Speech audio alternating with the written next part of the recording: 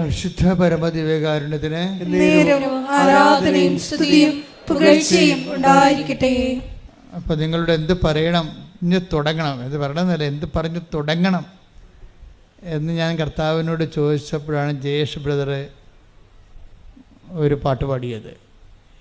എന്ത് പാട്ടാണ് പാടിയത്? എന്ത് പാട്ടാണ് പാടിയത്? ഇപ്പം ഒരു വാക്ക് മതി. അത് ലുക്കായുടെ സുവിശേഷമാണ്, 7-ാം അധ്യായം 7-ാമത്തെ വാക്യം വായിച്ചോളൂ. ശ്രുതികടെ ഹല്ലേലൂയ ഹല്ലേലൂയ ഹല്ലേലൂയ ഹല്ലേലൂയ യേശുവേ നന്ദി ഹല്ലേലൂയ സ്തോത്രം. ലൂക്ക 7:7 അങ്ങേ നേരിട്ട് സമീപിക്കാൻ പോലും എനിക്ക് യോഗ്യതയില്ല എന്ന് ഞാൻ വിചാരിച്ചു. അങ്ങയെ നേരിട്ട് സമീപിക്കാൻ പോലും എനിക്ക് യോഗ്യതയില്ല എന്ന് ഞാൻ വിചാരിച്ചു. അതാര് പറയണതാണ്? ഒരു ശതാധിപനായ, അതായത് ഒരു സർക്കിൾ ഇൻസ്പെക്ടർ പറയണതാണ്. ശതാധിപൻ എന്നൊക്കെ പറഞ്ഞാൽ എനിക്ക് മനസ്സിലാകത്തില്ല. സർക്കിൾ ഇൻസ്പെക്ടർ എന്ന് വെച്ച് കഴിഞ്ഞാൽ 100 പോലീസുകാരുടെയൊക്കെ അധിപനായിട്ടുള്ള ആളാണ് സർക്കിള്, അല്ലേ? SI, സബ് ഇൻസ്പെക്ടറുണ്ട്, സർക്കിൾ ഇൻസ്പെക്ടറുണ്ട്. അപ്പോൾ റോമിലുള്ള ഒരു സർക്കിൾ ഇൻസ്പെക്ടർ പറയണതാണ്, ഈശ്വരനെ കാണാൻ വന്നപ്പോൾ പറഞ്ഞാണ്, 100 പട്ടാളക്കാരുടെ അധിപനാണ് ശതാധിപൻ. അപ്പോൾ അദ്ദേഹം എന്താ പറഞ്ഞത്? എൻ്റെ ഭൃത്യൻ രോഗം ബാധിച്ച് കിടപ്പിലാണ്, അങ്ങയെ നേരിട്ട് സമീപിക്കാൻ പോലും എനിക്ക് യോഗ്യതയില്ലെന്ന് ഞാൻ കരുതി. വായിച്ച വാക്ക് നോക്കി. ഞാൻ വിചാരിച്ചു അങ്ങ് ഒരു വാക്കുച്ചരിച്ചാൽ മാത്രം മതി, എന്റെ ഭൃത്യൻ സുഖപ്പെട്ടുകൊള്ളും. കാരണം ഞാനും അധികാരത്തിന് കീഴ്പ്പെട്ടവനാണ്. എന്റെ കീഴിലും പടയാളികൾ ഉണ്ട്. ഞാൻ ഒരുവനോട് പോവുക എന്ന് പറയുമ്പോൾ അവൻ പോകുന്നു. വേറൊരുവനോട് വരിക എന്ന് പറയുമ്പോൾ അവൻ വരുന്നു. എന്റെ ദാസനോട് ഇത് ചെയ്യുക എന്ന് പറയുമ്പോൾ അവൻ ചെയ്യുന്നു. ഇതിൻ്റെ ഒരു വിഷയം എന്ന് വെച്ചാൽ, ഇത് നമ്മളുടെ ഉടമ്പടിക്ക് എതിരാണ് ഈ പാട്ട്.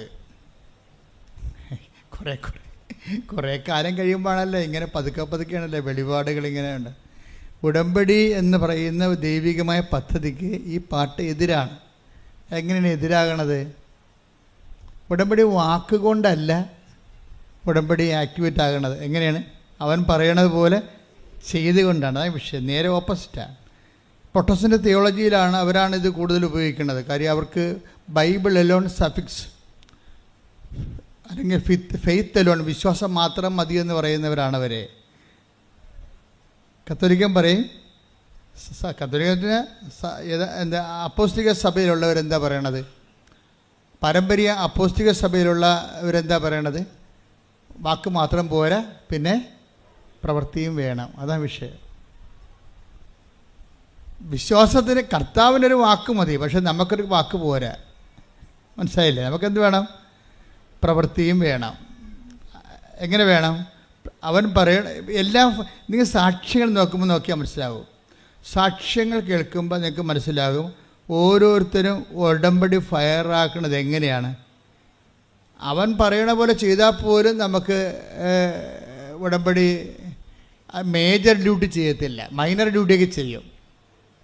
മേജർ ഡ്യൂട്ടി ചെയ്യണമെങ്കിൽ, ഇപ്പോൾ മേജർ ഡ്യൂട്ടി എന്ന് പറഞ്ഞാൽ കോംപ്ലിക്കേറ്റഡ് പ്രോബ്ലംസ് അല്ലേ, ലൈഫിൽ വരുന്ന കോംപ്ലിക്കേറ്റഡ് പ്രോബ്ലംസ് അല്ലേ, അത് അവൻ പറയണ പോലെ ചെയ്താലും ചില കോംപ്ലിക്കേറ്റഡ് പ്രോബ്ലംസ് അത് തരണം ചെയ്യാൻ പറ്റത്തില്ല.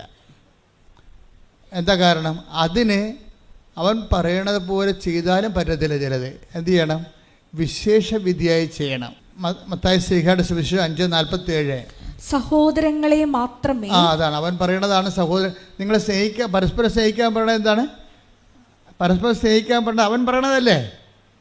പക്ഷെ സഹോദരങ്ങളെ മാത്രമേ സഹോദരങ്ങളെ മാത്രമേ നിങ്ങൾ അഭിവാദനം ചെയ്യുന്നുള്ളുവെങ്കിൽ വിശേഷവിധിയായി എന്താണ് നിങ്ങൾ ചെയ്യുന്നത്? വിജാതീയരും അത് തന്നെ ചെയ്യുന്നില്ലേ? അപ്പോഴേ യേശുവിനെ അറിയാത്തവരും അറിഞ്ഞവരും തമ്മിലുള്ള വിശ്വാസത്തിൻ്റെ ഗ്രാവിറ്റി പ്രത്യേകം തൂക്കി നോക്കുന്നുണ്ട് ബൈബിള്. അതാണ് ഈ നോൺ ക്രിസ്ത്യൻസിൻ്റെ സാക്ഷ്യങ്ങൾ ക്രിസ്ത്യൻ സാക്ഷ്യങ്ങൾ വ്യത്യാസം വരണം. കാര്യം നോൺ ക്രിസ്ത്യൻസ് എന്ന് പറയുന്നവർ അവർ ഒത്തിരി കാര്യങ്ങൾ ഭംഗിയായിട്ട് ചെയ്യുന്നുണ്ട്, അവർക്ക് അടയാളം കിട്ടുന്നുണ്ടെങ്കിലും ക്രിസ്ത്യൻസ് അത് ഫോളോ ചെയ്യരുത് ഒരിക്കലും. കാര്യം നിങ്ങളിൽ നിന്ന് അതല്ല പ്രതീക്ഷിക്കുന്നത്, വിശേഷ വിധിയായിട്ടാണ് പ്രതീക്ഷിക്കുന്നത്. ഇത് നിങ്ങൾ കാത്തലിക്സും ക്രിസ്ത്യൻസും കാര്യം മറ്റുള്ള സഹോദരങ്ങളെ അവർ യേശുവെന്ന് ഒന്ന് വിളിച്ചാൽ മതിയാകും, ചിലപ്പോൾ അവർക്കത് ആക്ടിവേറ്റായി കിട്ടും, അനുഗ്രഹം. പക്ഷേ ക്രിസ്ത്യൻസിന് കിട്ടത്തില്ല. അതെന്താ കാര്യം? അതാണ് ആ ചോദ്യം ഒന്നിനു വായിച്ചത്. സഹോദരങ്ങളെ മാത്രമേ നിങ്ങൾ അഭിവാദനം ചെയ്യുന്നുള്ളുവെങ്കിൽ വിശേഷവിധിയായി എന്താണ് നിങ്ങൾ ചെയ്യുന്നത്? അപ്പൊ ക്രിസ്ത്യൻസ് എന്താ ചെയ്യേണ്ടത്? സാധാരണ ചെയ്യണ പോലെ ചെയ്താൽ ഇത് വർക്കൗട്ട് ചെയ്യത്തില്ല. എന്ത് ചെയ്യണം? വിശേഷവിധിയായി ചെയ്യണം. എന്താ കാര്യം? അടുത്ത ചോദ്യം നോക്കിയേ. വിജാതീയരും അത് തന്നെ ചെയ്യുന്നില്ലേ? എന്താണ്? അതായത് സഹോദരങ്ങളെ മാത്രമേ, അതായത് അതിൻ്റെ മിനിമം സാറ്റിസ്ഫാക്ഷൻ, ഒരു വചനത്തിൻ്റെ മിനിമം കാര്യങ്ങൾ മാത്രം ചെയ്താലേ അക്രൈസ്തവർക്ക് ഇത് ഓക്കെ ആകും. പക്ഷേ ക്രൈസ്തവർക്ക് ഇത് ഓക്കെ ആകത്തില്ല. അവരെന്ത് ചെയ്യണം? അവർ വിശേഷവിധിയായി ചെയ്യണം, എക്സ്ട്രാ ചെയ്യണം. എന്തുകൊണ്ട് അങ്ങനെ ചെയ്യണത്? അതെപ്പോഴും നമ്മൾ ശ്രദ്ധിക്കണം. അതായത് ക്രിസ്ത്യൻസിൻ്റെ പെട്ടെന്ന് അക്രൈസ്തവരെ പോലെ അവരാണല്ലോ വലിയ സാക്ഷ്യങ്ങൾ പറയണത്, അവരതിനേക്കാൾ വലിയ സാക്ഷ്യം ക്രിസ്ത്യൻസിന് പറയാൻ പറ്റും.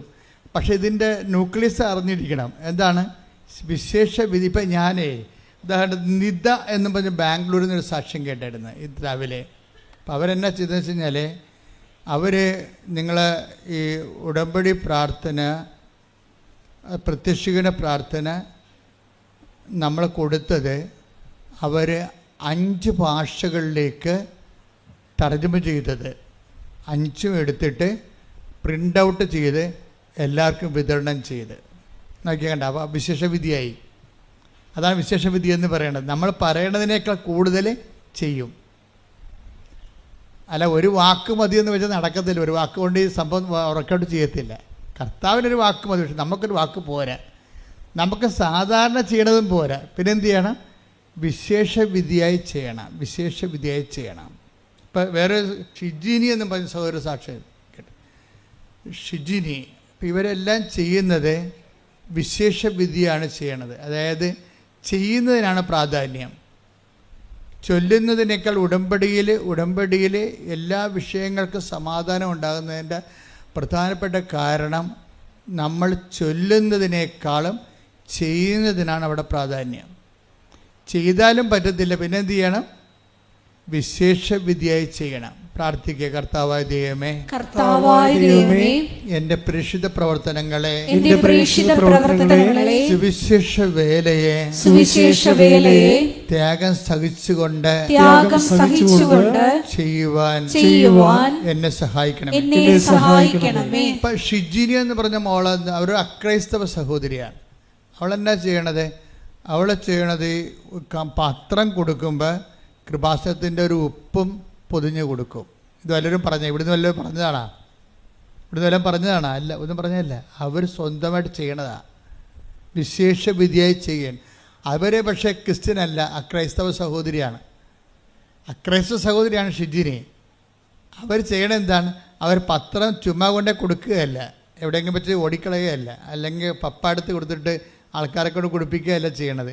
അവർ തന്നെ കൊടുക്കുമ്പോൾ അതിൻ്റെ കൂടെ വെഞ്ചരിച്ച് ഇത്തിരി ഉപ്പം പൊതിഞ്ഞ് കൊടുക്കും. എന്നിട്ട് എന്ത് പറയും? മാതാവിനെക്കുറിച്ച് അവരോട് സംസാരിക്കും. ഞാൻ എല്ലാവരോടും മാതാവിനെക്കുറിച്ച് സംസാരിക്കുമെന്ന്. അപ്പം ഞാൻ 2 താത്താമാരൊക്കെ ഉണ്ട്, മുസ്ലിം താത്താമാരൊക്കെ ഉണ്ട്. ഞാൻ താത്തായോട് പറഞ്ഞു, നിങ്ങളുടെ പ്രശ്നങ്ങളെല്ലാം തീരും, മാതാവിൻ്റെ അടുത്ത് വന്നാൽ മതി. അപ്പോൾ 2 താത്തായും കൂട്ടിക്കൊണ്ട് ഈ ഷിജിനി ഇവിടെ വരും. അപ്പോൾ ഒരു താത്തയുടെ കാര്യം അപ്പം തന്നെ മാതാവ് ആ ആഴ്ച തന്നെ സെറ്റ് ചെയ്യും. അപ്പോൾ നോക്കിയേ, ഹിന്ദുസ് മുസ്ലിംസിനെയും കൂട്ടിക്കൊണ്ട് വരികയാണ്. എവിടെ? ഉടമ്പടിക്ക്. അപ്പോൾ കത്തോലിക്കൽ എന്ത് ചെയ്യും? കത്തോലിക്ക് എഴുന്നേറ്റ് വരുമ്പോഴത്തേനും 9 മണിയാവും. അതാണ് പ്രശ്നം. അത് പ്രശ്നമാണ്. അതാണ് വിശേഷം. ഒരു വാക്കുകൊണ്ട് സംഭവം നിൽക്കത്തില്ലെന്ന് പറയാൻ കാര്യം. നിങ്ങൾ സാക്ഷ്യം പറയുന്നവർ എന്ത് ചെയ്തെന്ന് നോക്കണം. സാക്ഷ്യം പറയുന്നവർ എന്താണ് അവർ തീഷ്ണമായ സ്നേഹത്തോടെയാണ് ഇത് ചെയ്യണത്. ഞാൻ എപ്പോഴും എനിക്ക് തോന്നിയിട്ടുള്ള കാര്യം വെച്ച് കഴിഞ്ഞാൽ ഈ വിശ്വാസം കഴിഞ്ഞ ദിവസങ്ങളിൽ ഇന്നലെ സ്തുതിക്കട്ടെ മക്കളെ, സ്തുതിക്കട്ടെ. ഹല്ലേലൂയ ഹല്ലേലൂയ ഹല്ലേലൂയ. യേശുവേ സാക്ഷ്യങ്ങളിലൂടെ ഞങ്ങളോട് സംസാരിക്കുന്നത് നന്ദി പറയുന്നു.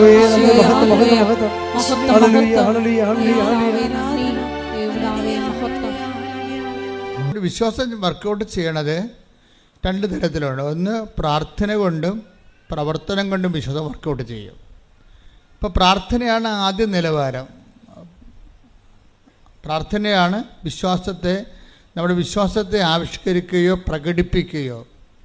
വിശ്വാസത്തിൻ്റെ അകത്ത് പ്രാർത്ഥനയിൽ നമ്മൾ എന്താണ് ചെയ്യണത്? അതിൻ്റെ ടെക്നിക്കാലിറ്റി എന്താണ്? പ്രാർത്ഥനയിൽ നമ്മൾ പ്രാർത്ഥിക്കുമ്പോൾ നമ്മുടെ വിശ്വാസം പ്രകടിപ്പിക്കുകയാണ് ചെയ്യണത്. പ്രാർത്ഥിക്കുമ്പോൾ നിങ്ങൾ ഓർക്കേണ്ടത് എന്താണെന്ന് വെച്ച് കഴിഞ്ഞാൽ അത് എന്താണ് ചെയ്യണമെന്ന് നമ്മൾ ഓർക്കണം. ഇപ്പം നമ്മളിങ്ങനെ അവരെ ഇവിടെയൊക്കെ സംസാരിച്ചുകൊണ്ട് ചോറ് വാരി തിന്നുമ്പോൾ ആ ചോറ് തിന്നുന്നു, അതിൻ്റെ അകത്ത് മീനെടുത്ത് കഴിക്കുന്നു, ആ ക്യാബേജ് എടുത്ത് കഴിക്കുന്നു, നമ്മളിങ്ങനെ ഇട്ട് ചവക്കുന്നു. പക്ഷെ നമ്മൾ അറിയുന്നില്ല. നമ്മൾ ഫോണിൽ നമ്മൾ ആരോടെങ്കിലും പറയണ കേട്ടോണ്ടിരിക്കുകയായിരിക്കും, വേറെ ജോലി ചെയ്തുകൊണ്ടിരിക്കുകയായിരിക്കും. പക്ഷേ നമ്മൾ ഈ കഴിക്കുന്നത് വ്യത്യസ്തമായ സംഭവങ്ങളാണെങ്കിലും അതിങ്ങനെ ചവച്ചാൽ താഴേക്ക് പോകുന്നല്ലാതെ ചോറാണോ പോകുന്നത്, ക്യാബേജാണോ പോകുന്നത് നമ്മൾ അറിയുന്നില്ലല്ലോ. ഇതുപോലെ ഈ പ്രാർത്ഥനയ്ക്ക് അപകടം സംഭവിക്കും. പ്രാർത്ഥിക്കുമ്പോൾ വിശ്വസിക്കുന്നുവെന്നുള്ള കാര്യം നിങ്ങൾ ഓർത്തില്ലെങ്കിൽ നമ്മൾ മറ്റുള്ളവരോട് സംസാരം കേട്ടുകൊണ്ട് ഭക്ഷണം കഴിക്കണ പോലെ ഇരിക്കും. എന്താണ്? എന്തൊക്കെയാണ് കഴിക്കണത്? എന്തൊക്കെ കഴിച്ചു കൂട്ടി, അത്രയേ ഉള്ളൂ. അറിഞ്ഞില്ല എന്തൊക്കെയാണ് കഴിച്ചതെന്ന്. അത് ഞാൻ കഴിച്ചാ, ഇത് ഞാൻ കഴിച്ചാ, ഇതുണ്ടായിരുന്ന ഇവിടെ നിന്ന് പിന്നീട് കഴിച്ചു കഴിയുമ്പോൾ കൈ കഴുകിക്കുമ്പോഴാണ് നമ്മൾ മേശപ്പുറത്തോട് നോക്കണത്. അപ്പോൾ നമ്മൾ കഴിച്ചു കഴിഞ്ഞിരിക്കും, ഒന്നും അറിഞ്ഞില്ല. പല പ്രാർത്ഥനകൾക്ക് ഇങ്ങനെ ഒരു ദുരന്തം സംഭവിക്കാറുണ്ട്. പ്രാർത്ഥിക്കുന്നവൻ എന്ത് പ്രാർത്ഥിക്കുന്നതെന്ന് അറിയുന്നില്ല, ആരോട് പ്രാർത്ഥിക്കുന്നതെന്ന് അറിയുന്നില്ല, എന്ത് വിശ്വാസത്തിലാണ് പ്രാർത്ഥിക്കണമെന്ന് അറിയുന്നില്ല. പ്രാർത്ഥിക്കുക, കർത്താവായ ദൈവമേ, പ്രാർത്ഥിക്കുമ്പോൾ വിശ്വസിച്ച് പ്രാർത്ഥിക്കുവാൻ എന്നെ സഹായിക്കണമേ. അപ്പം ഈ വിശ്വാസം ആവിഷ്കരിക്കണത് അല്ലെങ്കിൽ വിശ്വാസം നമ്മൾ പ്രകടിപ്പിക്കുന്നത് അതിൻ്റെ പ്രഥമ രൂപം മാത്രമേ പ്രാർത്ഥന, അതിൻ്റെ സങ്കീർണ രൂപം പ്രവർത്തനമാണ്. വിശ്വാസത്തിൻ്റെ ആവിഷ്കാരത്തിൻ്റെ പ്രഥമ രൂപമാണ് പ്രാർത്ഥന. ഇത് നമ്മുടെ 4ാം ക്ലാസ്സിലൊക്കെ പഠിക്കുകയാണെങ്കിൽ ഇത് വിദ്യാഭ്യാസത്തിൻ്റെ പ്രഥമ രൂപം എന്ന് പറയത്തില്ലേ? വിദ്യാഭ്യാസത്തിൻ്റെ പ്രഥമ രൂപം. കുറച്ച് കണക്ക് കൂട്ടി എഴുതാൻ പഠിക്കും അല്ലേ, കുറച്ച് ഇംഗ്ലീഷ് കൂട്ടി 2, 4 അക്ഷരം 5 അക്ഷരം ഒരു വാക്കായിട്ട് പഠിക്കാൻ പറ്റും. അപ്പോൾ വിശ്വാസത്തിൻ്റെ പ്രഥമ രൂപമാണ് പ്രാർത്ഥന, അതിൻ്റെ പൂർണ്ണ രൂപമല്ല. വിശ്വാസത്തിൻ്റെ പൂർണ്ണ രൂപം എന്ന് പറയണത് വിശ്വാസത്തിൻ്റെ പ്രഥമ രൂപമാണ് പലരും ചെയ്യണത്. അതുകൊണ്ടാണ് നിങ്ങൾ എപ്പോഴും ഗതി പിടിക്കാതെ കിടക്കണേണ്ട കാരണം അതാണ്. വിശ്വാസത്തിൻ്റെ പൂർണ്ണ രൂപം എന്ന് പറഞ്ഞാൽ എന്താണ്? അതിൽ പ്രഖ്യാപനമുണ്ട്, പിന്നെന്താണ്? പ്രയോഗമുണ്ട്. പ്രഖ്യാപനം എന്ന് പറയുമ്പോൾ എപ്പോഴും ഞാൻ ഇടയ്ക്ക് പറയുന്നത് ചില ഉടമ്പടി ധ്യാനം കൂടുന്നവർ ഏത് പാർട്ട് കൂടിയിട്ടുണ്ടെന്ന് നമുക്കറിയത്തില്ലല്ലോ. ഉടമ്പടി ധ്യാനം 10 1000 ഉണ്ട്. ഇപ്പോഴ് 1000 ഉടമ്പടി ധ്യാനങ്ങളുണ്ട് യൂട്യൂബിലെ. അതിൽ ഏതാണ് നിങ്ങൾ കൂടിയെന്ന് അറിയത്തില്ല. അതുകൊണ്ട് ഞാൻ എപ്പോഴും ചെയ്യണമെന്ന് വെച്ചാൽ പഴയത് ഞാൻ ആവർത്തിക്കും, പിന്നെ ആവർത്തിക്കും. എന്താ ആവർത്തിക്കണത്? നിങ്ങൾക്ക് പുതിയ ആൾക്കാർക്ക്, പുതിയ തലമുറയല്ലേ നിങ്ങൾ, ഉടമ്പടിയുടെ പുതിയ ഓരോ ദിവസവും ഓരോ പുതിയ. ഇപ്പോൾ ഇന്നലെ 500 പേര് പുതിയതായിട്ട് ഉടമ്പടി എടുത്തു. ഇന്നലെ ഒറ്റ ദിവസം 500 പേര് ഉടമ്പടി എടുത്തു. അപ്പോൾ പുതിയ തലമുറയാണ്. അപ്പോൾ എന്ത് ചെയ്യും? ഇവർക്ക് പുതിയ ആൾക്കാർക്ക് പഴയ കാര്യങ്ങൾ അറിയത്തില്ല പലർക്കും. അപ്പോൾ പുതിയ ആൾക്കാർക്ക് പഴയ കാര്യങ്ങൾ അറിയണമെന്നുണ്ടെങ്കിൽ ഈ ധ്യാനം കൂടുമ്പോഴല്ലേ അറിയാൻ പറ്റത്തുള്ളൂ. പറയാൻ പറ്റുമ്പോൾ എപ്പോഴും നമ്മൾ ശ്രദ്ധിക്കേണ്ടത് വിശ്വാസത്തിൻ്റെ പ്രഥമ രൂപമാണ് പ്രാർത്ഥന.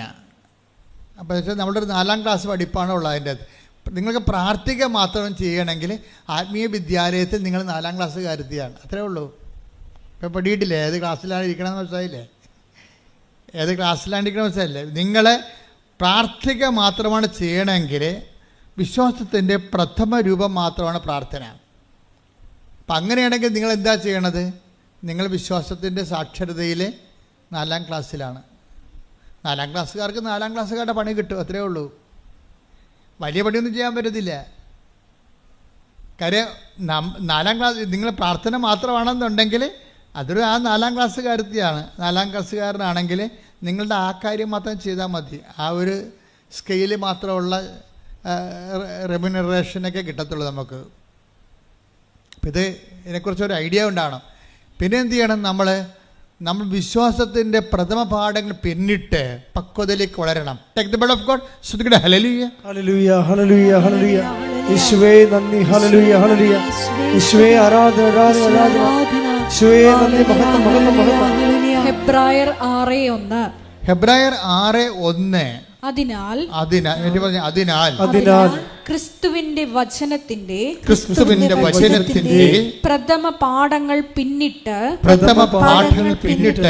നമുക്ക് പക്വതയിലേക്ക് വളരാം.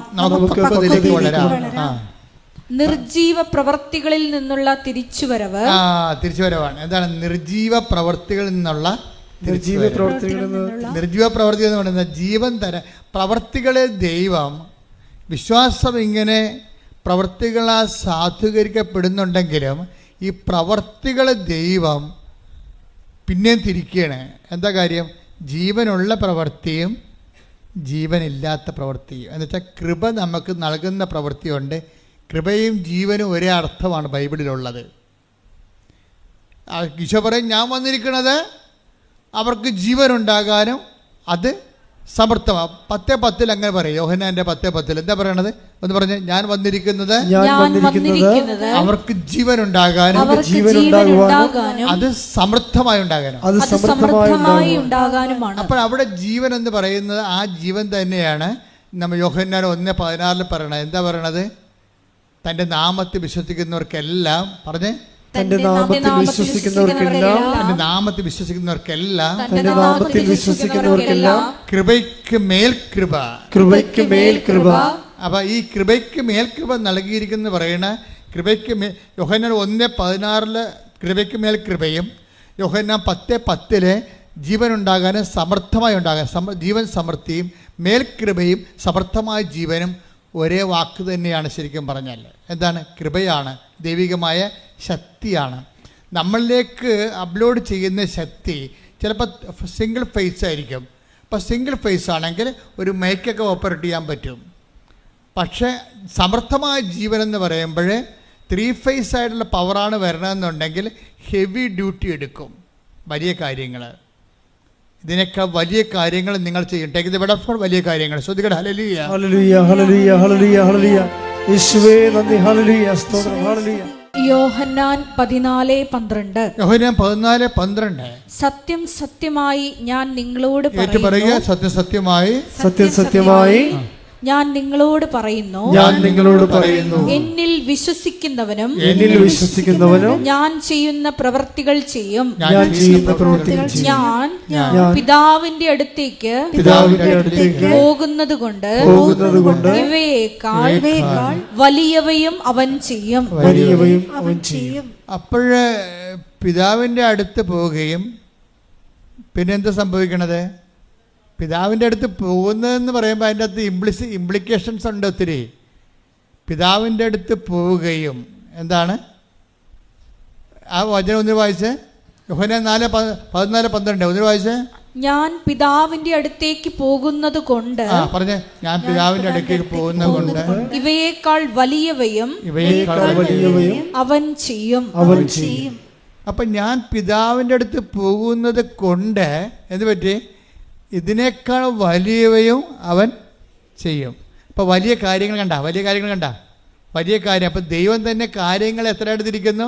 ചെറിയ കാര്യങ്ങളുണ്ട്, പിന്നെന്താണ്? വലിയ കാര്യങ്ങളുണ്ട്. ചെറിയ കാര്യങ്ങൾ നമ്മുടെ വിശ്വാസത്തിൻ്റെ പ്രഥമ ആവിഷ്കാരമായ പ്രാർത്ഥനയും കൊണ്ട് ചെയ്യാൻ പറ്റും. വലിയ കാര്യങ്ങൾ ചെയ്യാൻ പറ്റത്തില്ല. വലിയ കാര്യങ്ങൾ ചെയ്യണമെങ്കിൽ വലിയ വിശ്വാസം എന്ന് പറയുന്ന സംഭവങ്ങൾ വേണം. വലിയ കാര്യങ്ങൾ ചെയ്യണമെങ്കിൽ വലിയ വിശ്വാസം എന്ന് വെച്ചാൽ ക്രിസ്തുവിൽ തന്നെ നമുക്ക് ചെറിയ വിശ്വാസം ഉണ്ടാകും, വലിയ വിശ്വാസം ഉണ്ടാകും.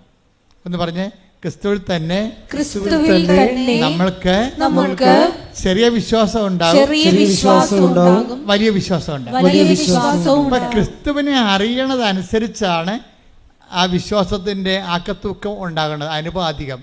ക്രിസ്തുവിനെ നമ്മൾ അറിയുന്നതിന് ആനുപാതികമായിരിക്കും നിങ്ങൾക്ക് ലഭിക്കുന്ന വിശ്വാസത്തിൻ്റെ ആക്കത്തൂക്കം. ഇപ്പോഴ് അയാളോട് എന്ത് പറയുന്നു? ലൂക്ക 7:8. ലൂക്ക 7:8 എന്താണ്? കാരണം ഞാനും അധികാരത്തിന് കീഴ്പ്പെട്ടവനാണ്. ക്രിസ്തു പറയുന്നുണ്ട് ഇത്രയും വലിയ വിശ്വാസം ഇസ്രായേലിൽ പോലും കണ്ടിട്ടില്ല. Take the bed of God that 7:9 ലൂക്ക 7:9. യേശു ഇത് കേട്ട് അവനെ പറ്റി വിസ്മയിച്ചു. ആരെക്കുറിച്ച്? ശതാധിപനെ കുറിച്ച്. തന്നെ അനുഗമിച്ചിരുന്ന ജനക്കൂട്ടത്തിന് നേരെ തിരിഞ്ഞ് അവൻ പറഞ്ഞു, ഞാൻ നിങ്ങളോട് പറയുന്നു, ഇസ്രായേലിൽ പോലും ഇതുപോലുള്ള വിശ്വാസം ഞാൻ കണ്ടിട്ടില്ല. അപ്പോൾ വിശ്വാസ അപാചയത്തിൻ്റെ കാലത്താണ് ക്രിസ്തു വരുന്നത്. നമ്മുടെ ജീവിതം ഇസ്രായേലിൽ പോലും ഈ ഒരു വിജാതിയൻ്റെ വിശ്വാസം ഇല്ലാത്തൊരു കാലമാണത്. അപ്പം ക്രിസ്തുവിൻ്റെ വരവിൻ്റെ കാലം നോക്കുമ്പോഴേ എന്തുകൊണ്ടാണ് ഇന്നിപ്പോൾ പ്രത്യക്ഷീകരണ തിരുനാൾ ആഘോഷിക്കുന്നു? എന്തുകൊണ്ടാണ്? ഇസ്രായേലിൽ പോലും ദൈവം ആഗ്രഹിക്കുന്നൊരു വിശ്വാസ നിലവാരം അക്കാലങ്ങളിലില്ല. അതിന് പല കാര്യങ്ങൾ കൊണ്ടാണ് അതുകൊണ്ടായത്. അതുകൊണ്ട് ആട്ടിടയന്മാരെ പോയി മത്സ്യത്തൊഴിലാളികളെയൊക്കെ പോയി കാണേണ്ടി വരേണ്ട ഒരു അവസ്ഥ വരണത് അന്നത്തെ സമൂഹത്തിൽ നിലവിൽ വിശ്വാസം നിലനിൽക്കുന്ന ആൾക്കാരാണ് അവരെ. പൊതുസമൂഹത്തിൻ്റെ മുമ്പിൽ ആചാര അനുഷ്ഠാന വിശ്വാസമാണ്, അകത്തളങ്ങളിലേക്കുള്ള ആന്തരിക വിശ്വാസമില്ല. വിശ്വാസം എന്ന് പറയുമ്പോഴേ ചിലപ്പോൾ അനുഷ്ഠാനങ്ങൾ നമ്മൾ പാലിക്കും, ആചാരങ്ങൾ നമ്മൾ പാലിക്കും, ഞായറാഴ്ച നമ്മൾ പള്ളിയിൽ പോകും, ചിലപ്പോൾ കുമ്പസാരിക്കും, ചില കുർബാനയൊക്കെ സ്വീകരിക്കും എന്ന് പറഞ്ഞാലും പ്രവൃത്തികളിൽ വരുമ്പോൾ ഒരു വ്യത്യാസം ഒരു ആ വിശ്വാസത്തിൻ്റെ ആന്തരികത ഉണ്ടാകത്തില്ല. അതുകൊണ്ട് ദൈവം അത് നിങ്ങളുടെ ആചാര അനുഷ്ഠാനങ്ങളെ കൗണ്ട് ചെയ്യപ്പോൾ ചില ആൾക്കാർ കാണിക്കൂട്ടുന്ന ആചാര അനുഷ്ഠാനങ്ങൾ ദൈവം കൗണ്ട് ചെയ്യത്തില്ല. എന്താ കാര്യം എന്ന് വെച്ച് കഴിഞ്ഞാൽ അവരത് ചെയ്തതിന് ശേഷം വീട്ടിൽ വന്നിട്ടും പാവത്തങ്ങളോടും വീട്ടിലുള്ളവരോടും തട്ടിപ്പും അതുപോലെ തന്നെ തരികിട പരിപാടിയൊക്കെ കാണിക്കും. അപ്പോൾ തട്ടിപ്പും തരികിട പരിപാടിയും കാണിച്ചു കഴിഞ്ഞാൽ ഉള്ള പ്രശ്നം എന്താണ്? അവരെ ആചാരാനുഷ്ഠാനങ്ങളിൽ മാത്രമുള്ള വിശ്വാസമാണ്, ആ വിശ്വാസം ദൈവം അംഗീകരിക്കുന്നില്ല. അതാണ് എൻ്റെ വിഷയം. അതാണ് ഇസ്രായേലിൽ പോലും ഇതുപോലുള്ള വിശ്വാസം കണ്ടെത്തലെന്ന് വെച്ചാൽ സാധാരണ റോമൻ പവറിൽ ഉണ്ടാകുന്ന വിശ്വാസം പോലും ഇസ്രായേലിൽ ആന്തരികമായ വിശ്വാസം നിലനിൽക്കണില്ല. ഇത് സഭയ്ക്കും സംഭവിക്കും, നിങ്ങൾക്കൊക്കെ സംഭവിക്കും. നിങ്ങൾ കുറേ കാര്യങ്ങൾ ഇങ്ങനെ കാട്ടിക്കൂട്ടി ചെയ്യും സാങ്കേതികമായിട്ട്, പക്ഷേ ആന്തരികമായിട്ട് നിങ്ങൾ ദൈവത്തെ സ്നേഹിക്കുന്നുണ്ടോ എന്ന് ചോദിച്ചു കഴിഞ്ഞാൽ എന്തെങ്കിലും ഒരു പ്രശ്നം വരുമ്പോൾ അറിയാൻ പറ്റും. നിങ്ങൾ ഇത്തരം കാര്യങ്ങളൊക്കെ ചെയ്യുന്നുണ്ടെങ്കിലും നിങ്ങളുടെ പ്രതീക്ഷയ്ക്ക് വിരുദ്ധമായിട്ട് ഒരു നെഗറ്റീവ് സംഭവങ്ങൾ ജീവിതത്തിൽ നടന്നു കഴിഞ്ഞാൽ അപ്പം തന്നെ നിങ്ങളുടെ പ്രാർത്ഥന മങ്ങും. അല്ലെങ്കിൽ കൊള്ളാം നമുക്ക് ദുരിതങ്ങൾ, കഴിഞ്ഞ ദിവസങ്ങൾ ദുരിതങ്ങൾ 119 സങ്കീർത്തനം 71 തിരുവചനം, ദുരിതങ്ങൾ എനിക്ക് ഉപകാരമായി. പറഞ്ഞ ദുരിതങ്ങൾ എനിക്ക് ഉപകാരമായി. തന്മൂലം ഞാൻ അങ്ങയുടെ ചട്ടങ്ങൾ അഭ്യസിച്ചുവല്ലോ. വചനങ്ങൾ അഭ്യസിക്കാൻ വേണ്ടിയാണ് നമുക്ക് ദുരിതങ്ങൾ തരണത്. അവൻ പറയണ പോലെ ചെയ്യണമെന്നല്ലേ വചനം. അപ്പം അവൻ പറയണ പോലെ ചെയ്യണമെന്നുണ്ടെങ്കിൽ നമുക്ക് രണ്ട് കാര്യങ്ങൾ ദൈവം തരും. ഒന്ന് അനുഗ്രഹങ്ങൾ തരും, അപ്പോൾ നമുക്ക് ബൂസ്റ്റഡ് ആവും. അതേസമയത്ത് ദുരിതങ്ങളും തരും. എന്തിനാ കാര്യം? അപ്പോൾ ദുരിതങ്ങൾ, ഈ ഉടമ്പടി കാലത്തുള്ള ദുരിതങ്ങൾ നിങ്ങൾ പ്രത്യേകിച്ച് നോട്ട് ചെയ്യണം. അപ്പോൾ നിങ്ങൾ ഡൗൺ ആയി പോകരുത്. ദൈവസ്നേഹത്തിൻ്റെ വേറെ ആവിഷ്കാരമാണത്. ദൈവസ്നേഹം നമ്മളിലേക്ക് ദുരിതമായിട്ടും വരും. ബ്ലെസ്സിങ്ങിന് ഡിസ്കസ് എന്ന് പറഞ്ഞ പോലെ പറയുകയല്ല. ഇപ്പം തന്നെ സാനിയ എന്നും പറഞ്ഞൊരു മോള് സാക്ഷ്യം പറഞ്ഞു. അവളുടെ പ്രശ്നം എന്താ? അവൾ 4ാം നിലയിൽ നിന്ന് വീണ വല്ല പിടിയും കിട്ടുക.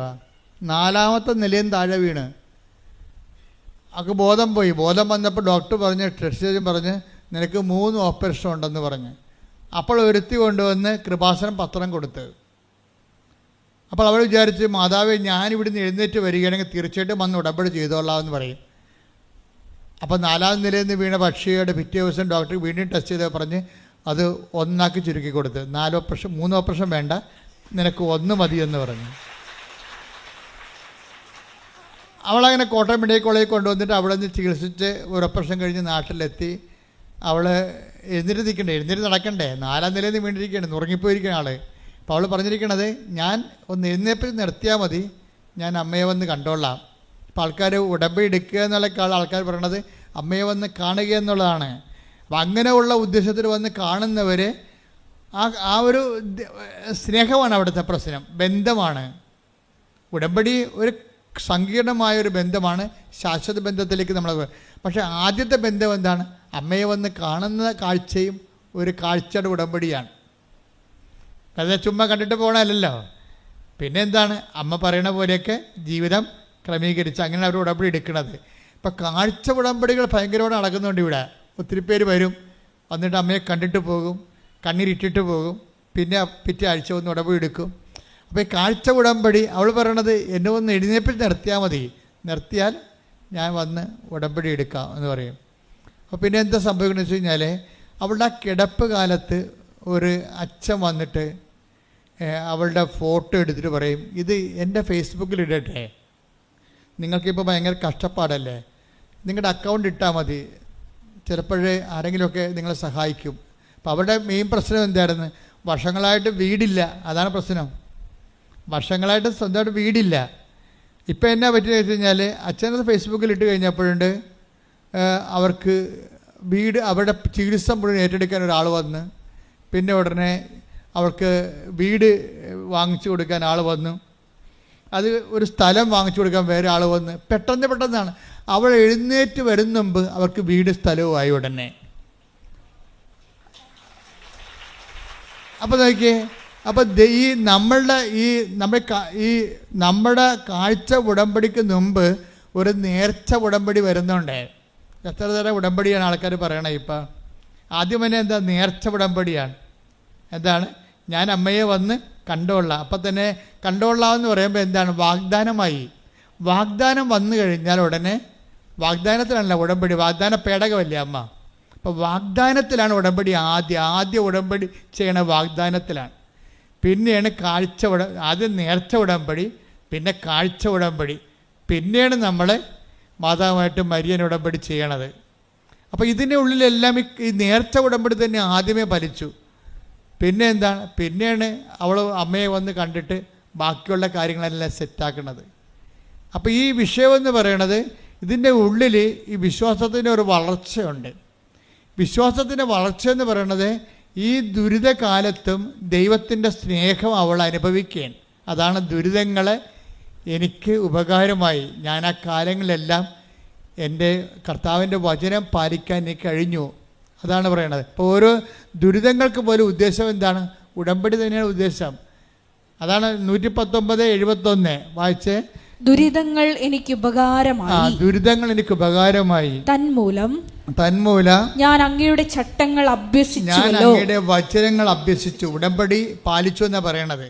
ഇപ്പം അപ്പം ഉടമ്പടി ഇടക്കുണ്ടാകുന്ന ദുരിതങ്ങൾ എന്തിനുള്ളതാണ്? ചില ആൾക്കാർക്ക് വിവരമില്ലാത്ത കാരണം അവർ വീണ് പോയിട്ടുണ്ട്. എന്താ കാര്യം? ഉടമ്പടി എടുത്തിട്ടും എനിക്ക് അങ്ങനെ സംഭവിച്ചല്ലോ എന്ന് പല ആൾക്കാർ പറയും. ഞാൻ ഉടമ്പടി എടുത്തിട്ടും എനിക്ക് അങ്ങനെ സംഭവിച്ചു. ഉടമ്പടി എടുക്കാത്തവർ, ഞാൻ തന്നെ വെച്ച അതേ കാര്യം വെച്ചവർ അവർ അത് നേടുകയും ചെയ്തു എന്ന് പറയുമ്പോൾ അവർക്ക് ദുരിതമായി. ചില ആൾക്കാർക്ക് ദുരിതം ഉഴപ്പായി പോയി കാണും. കാര്യം അതായത് ഉതപ്പ് വരണ ആർക്കാണ്? ഉതക്കാൻ കഴിയുന്ന എളിതരം ഉള്ളിടത്തല്ലേ വാദം കോച്ചണത്. ആയുർവേദം എന്താ പറയണത്? എളിതരം ഉള്ളിടത്ത് വാദം കോച്ചു വന്നത്. ഇപ്പോൾ വാദം ഇങ്ങനെ കോച്ചിപ്പിടുത്തം ഉണ്ടാകണം എവിടെയാണ് ബോഡിയിൽ നീര് കെട്ടാൻ സാധ്യതയുള്ളത് അവിടെ ഇങ്ങനെ കോച്ചും. നിങ്ങളെ ഉടമ്പടി എടുക്കാൻ ഉള്ള ആൾക്കാർക്കും എന്തെങ്കിലും വിഷയബന്ധിയാണ് വിശ്വാസമെങ്കിൽ ആ വിഷയം അതുപോലെ നടന്നില്ലെങ്കിൽ അവിടെ വാദം കൊച്ചും.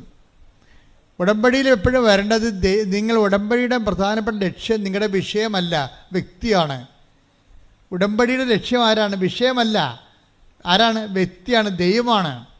നിങ്ങളുടെ വിഷയം ദൈവത്തിന് ഏൽപ്പിച്ചിട്ട് നിങ്ങൾ അവൻ പറയുന്ന പോലെ ചെയ്യുമ്പോൾ എന്താണ് സംഭവിക്കുന്നത്? നിങ്ങൾ ദൈവത്തെ സ്നേഹിക്കുകയാണ്. ദാറ്റ് മീൻസ് ദൈവത്തെ മുമ്പത്തെക്കാൾ വിധമായി വിശേഷവിധിയായി സ്നേഹിക്കാൻ വേണ്ടി ദൈവം നിങ്ങൾക്കൊരു അവസരം തരുന്നതാണ് ഉടമ്പടി. എന്താ? ദൈവം നിങ്ങൾക്ക് ഒരവസരം തരുന്നതാണ് ഉടമ്പടി. വിശേഷ വിദ്യയായി സ്നേഹിക്കാൻ വേണ്ടി കർത്താവ് ഇടയ്ക്കിടയ്ക്ക് 10 ദിവസം കൊണ്ട് ചോദിച്ചില്ലേ? അവസാന കാലങ്ങളിൽ 3 പ്രാവശ്യം ഇടവിട്ട് ചോദിച്ചില്ലേ? എന്താണ്? ഇവരെക്കാൾ അധികമായി നീ എന്നെ ടേക്ക് ദ ബെഡഫോർഡ്. യോഹന്നാൻ 21:15. യോഹന്നാൻ 21:15. അവരുടെ പ്രാതൽ കഴിഞ്ഞപ്പോൾ, അവിടെ പ്രഭാത ഭക്ഷണം കഴിഞ്ഞപ്പോൾ യേശു ശിമയോൻ പത്രോസിനോട് ചോദിച്ചു. യേശു പത്രോസിനോട് ചോദിച്ചോ? യോഹന്നാന്റെ പുത്രനായ ശിമയോനെ, യോഹന്നാന്റെ പുത്രനായ ശിമയോനെ, നീ ഇവരെക്കാൾ അധികമായി എന്നെ സ്നേഹിക്കുന്നുവോ? എന്നെ സ്നേഹിക്കുന്നു. അവൻ പറഞ്ഞു, ഉവ്വ് കർത്താവേ, ഞാൻ നിന്നെ സ്നേഹിക്കുന്നുവെന്ന് നിന്നെ സ്നേഹിക്കുന്നു, നീ അറിയുന്നുവല്ലോ. ഇങ്ങനെ 3 പ്രാവശ്യം ഈശോ ചോദിച്ചിട്ടുണ്ട് പത്രോസിനോട്. 3 പ്രാവശ്യം. ഇങ്ങനെ ഓരോ പ്രാവശ്യം ചോദിക്കുമ്പോഴും ഓരോ കോംപ്ലിക്കേറ്റഡ് അനുഗ്രഹങ്ങൾ കൊടുത്തുകൊണ്ടിരിക്കാം, ഓരോരോ ഉത്തരവാദിത്തങ്ങൾ കൊടുത്തുകൊണ്ടിരിക്കും. അപ്പോൾ ഇതുപോലെ ഉടമ്പടിയിൽ നിങ്ങളോട് ഓരോരോ ഘട്ടങ്ങളിലെ, ഇപ്പോൾ ദുരിതം കിട്ടിയാലും അനുഗ്രഹം കിട്ടിയാലും കർത്താവ് ചോദിക്കാത്ത ചോദ്യം എന്താണ്? നീ ഇവരെക്കാൾ അധികമായി എന്നെ സ്നേഹിക്കുന്നുവോ? ഉടമ്പടി എന്ന് പറയുന്നത് ദൈവസ്നേഹത്തിലേക്കുള്ള ഒരു ഭയങ്കര വിളിക്കുള്ളിലെ വിളിയാണ്. എന്താണ്? എ കോൾ വിത്തിൻ കോൾ എന്ന് പറയും. അതുപോലെ തന്നെ നമുക്കൊരു വിളിയുണ്ട്, വിശ്വാസത്തിൻ്റെ വിളിയുണ്ട്. ആ വിശ്വാസത്തിൻ്റെ വിളിയിൽ നിന്നാണ് നമ്മൾ ഉടമ്പടിയിലേക്ക് പ്രവേശിക്കുമ്പോൾ വിളിക്കുള്ളിലെ വിളിയാണ്. എന്താ വെച്ച് കഴിഞ്ഞാൽ ദൈവസ്നേഹത്തിലേക്കുള്ള വിളിയാണത്. അല്ലാതെ നിങ്ങൾക്ക് എന്തെങ്കിലും അനുഗ്രഹങ്ങൾ സാധിച്ചു തരാൻ വേണ്ടി മാത്രമുള്ള ഒരു നീക്കുപോക്കല്ലത്. എന്താണ്? ദൈവത്തിൻ്റെ സങ്കീർണമായ സ്നേഹത്തിലേക്കും ആത്മബന്ധത്തിലേക്ക് നിങ്ങളെ വിളിക്കുകയാണ്. കൈയടിച്ച് ശ്രദ്ധിക്കട്ടെ.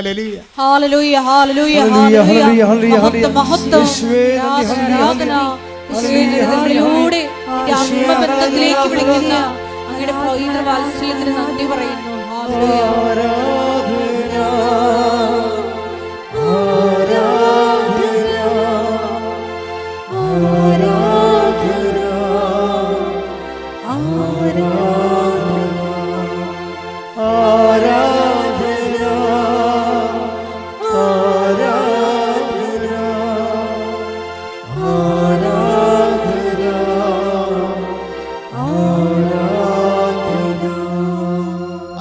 പത്രോസില്ലേ ഇപ്പം ഇങ്ങനെ വിശേഷവിധിയായി നീ എൻ്റെ കുഞ്ഞാടുകളെ മേയ്ക്കുക, നീ എൻ്റെ കോലാടുകളെ മേയ്ക്കുക, ഇങ്ങനെ പുതിയ ഉത്തരവാദിത്തം കൊടുത്തുകൊണ്ട് അധികാരം ഏൽപ്പിക്കുമ്പോൾ ഇത് ദൈവവിളി, ആ വിളിയിലൂടെ പത്രോസ് ചെയ്യുന്നതിന് ശേഷം എല്ലാ അപ്പോസ്തലന്മാരെക്കാൾ വിശേഷമായ അധികാര അവകാശങ്ങൾ നേടുന്നുണ്ട്.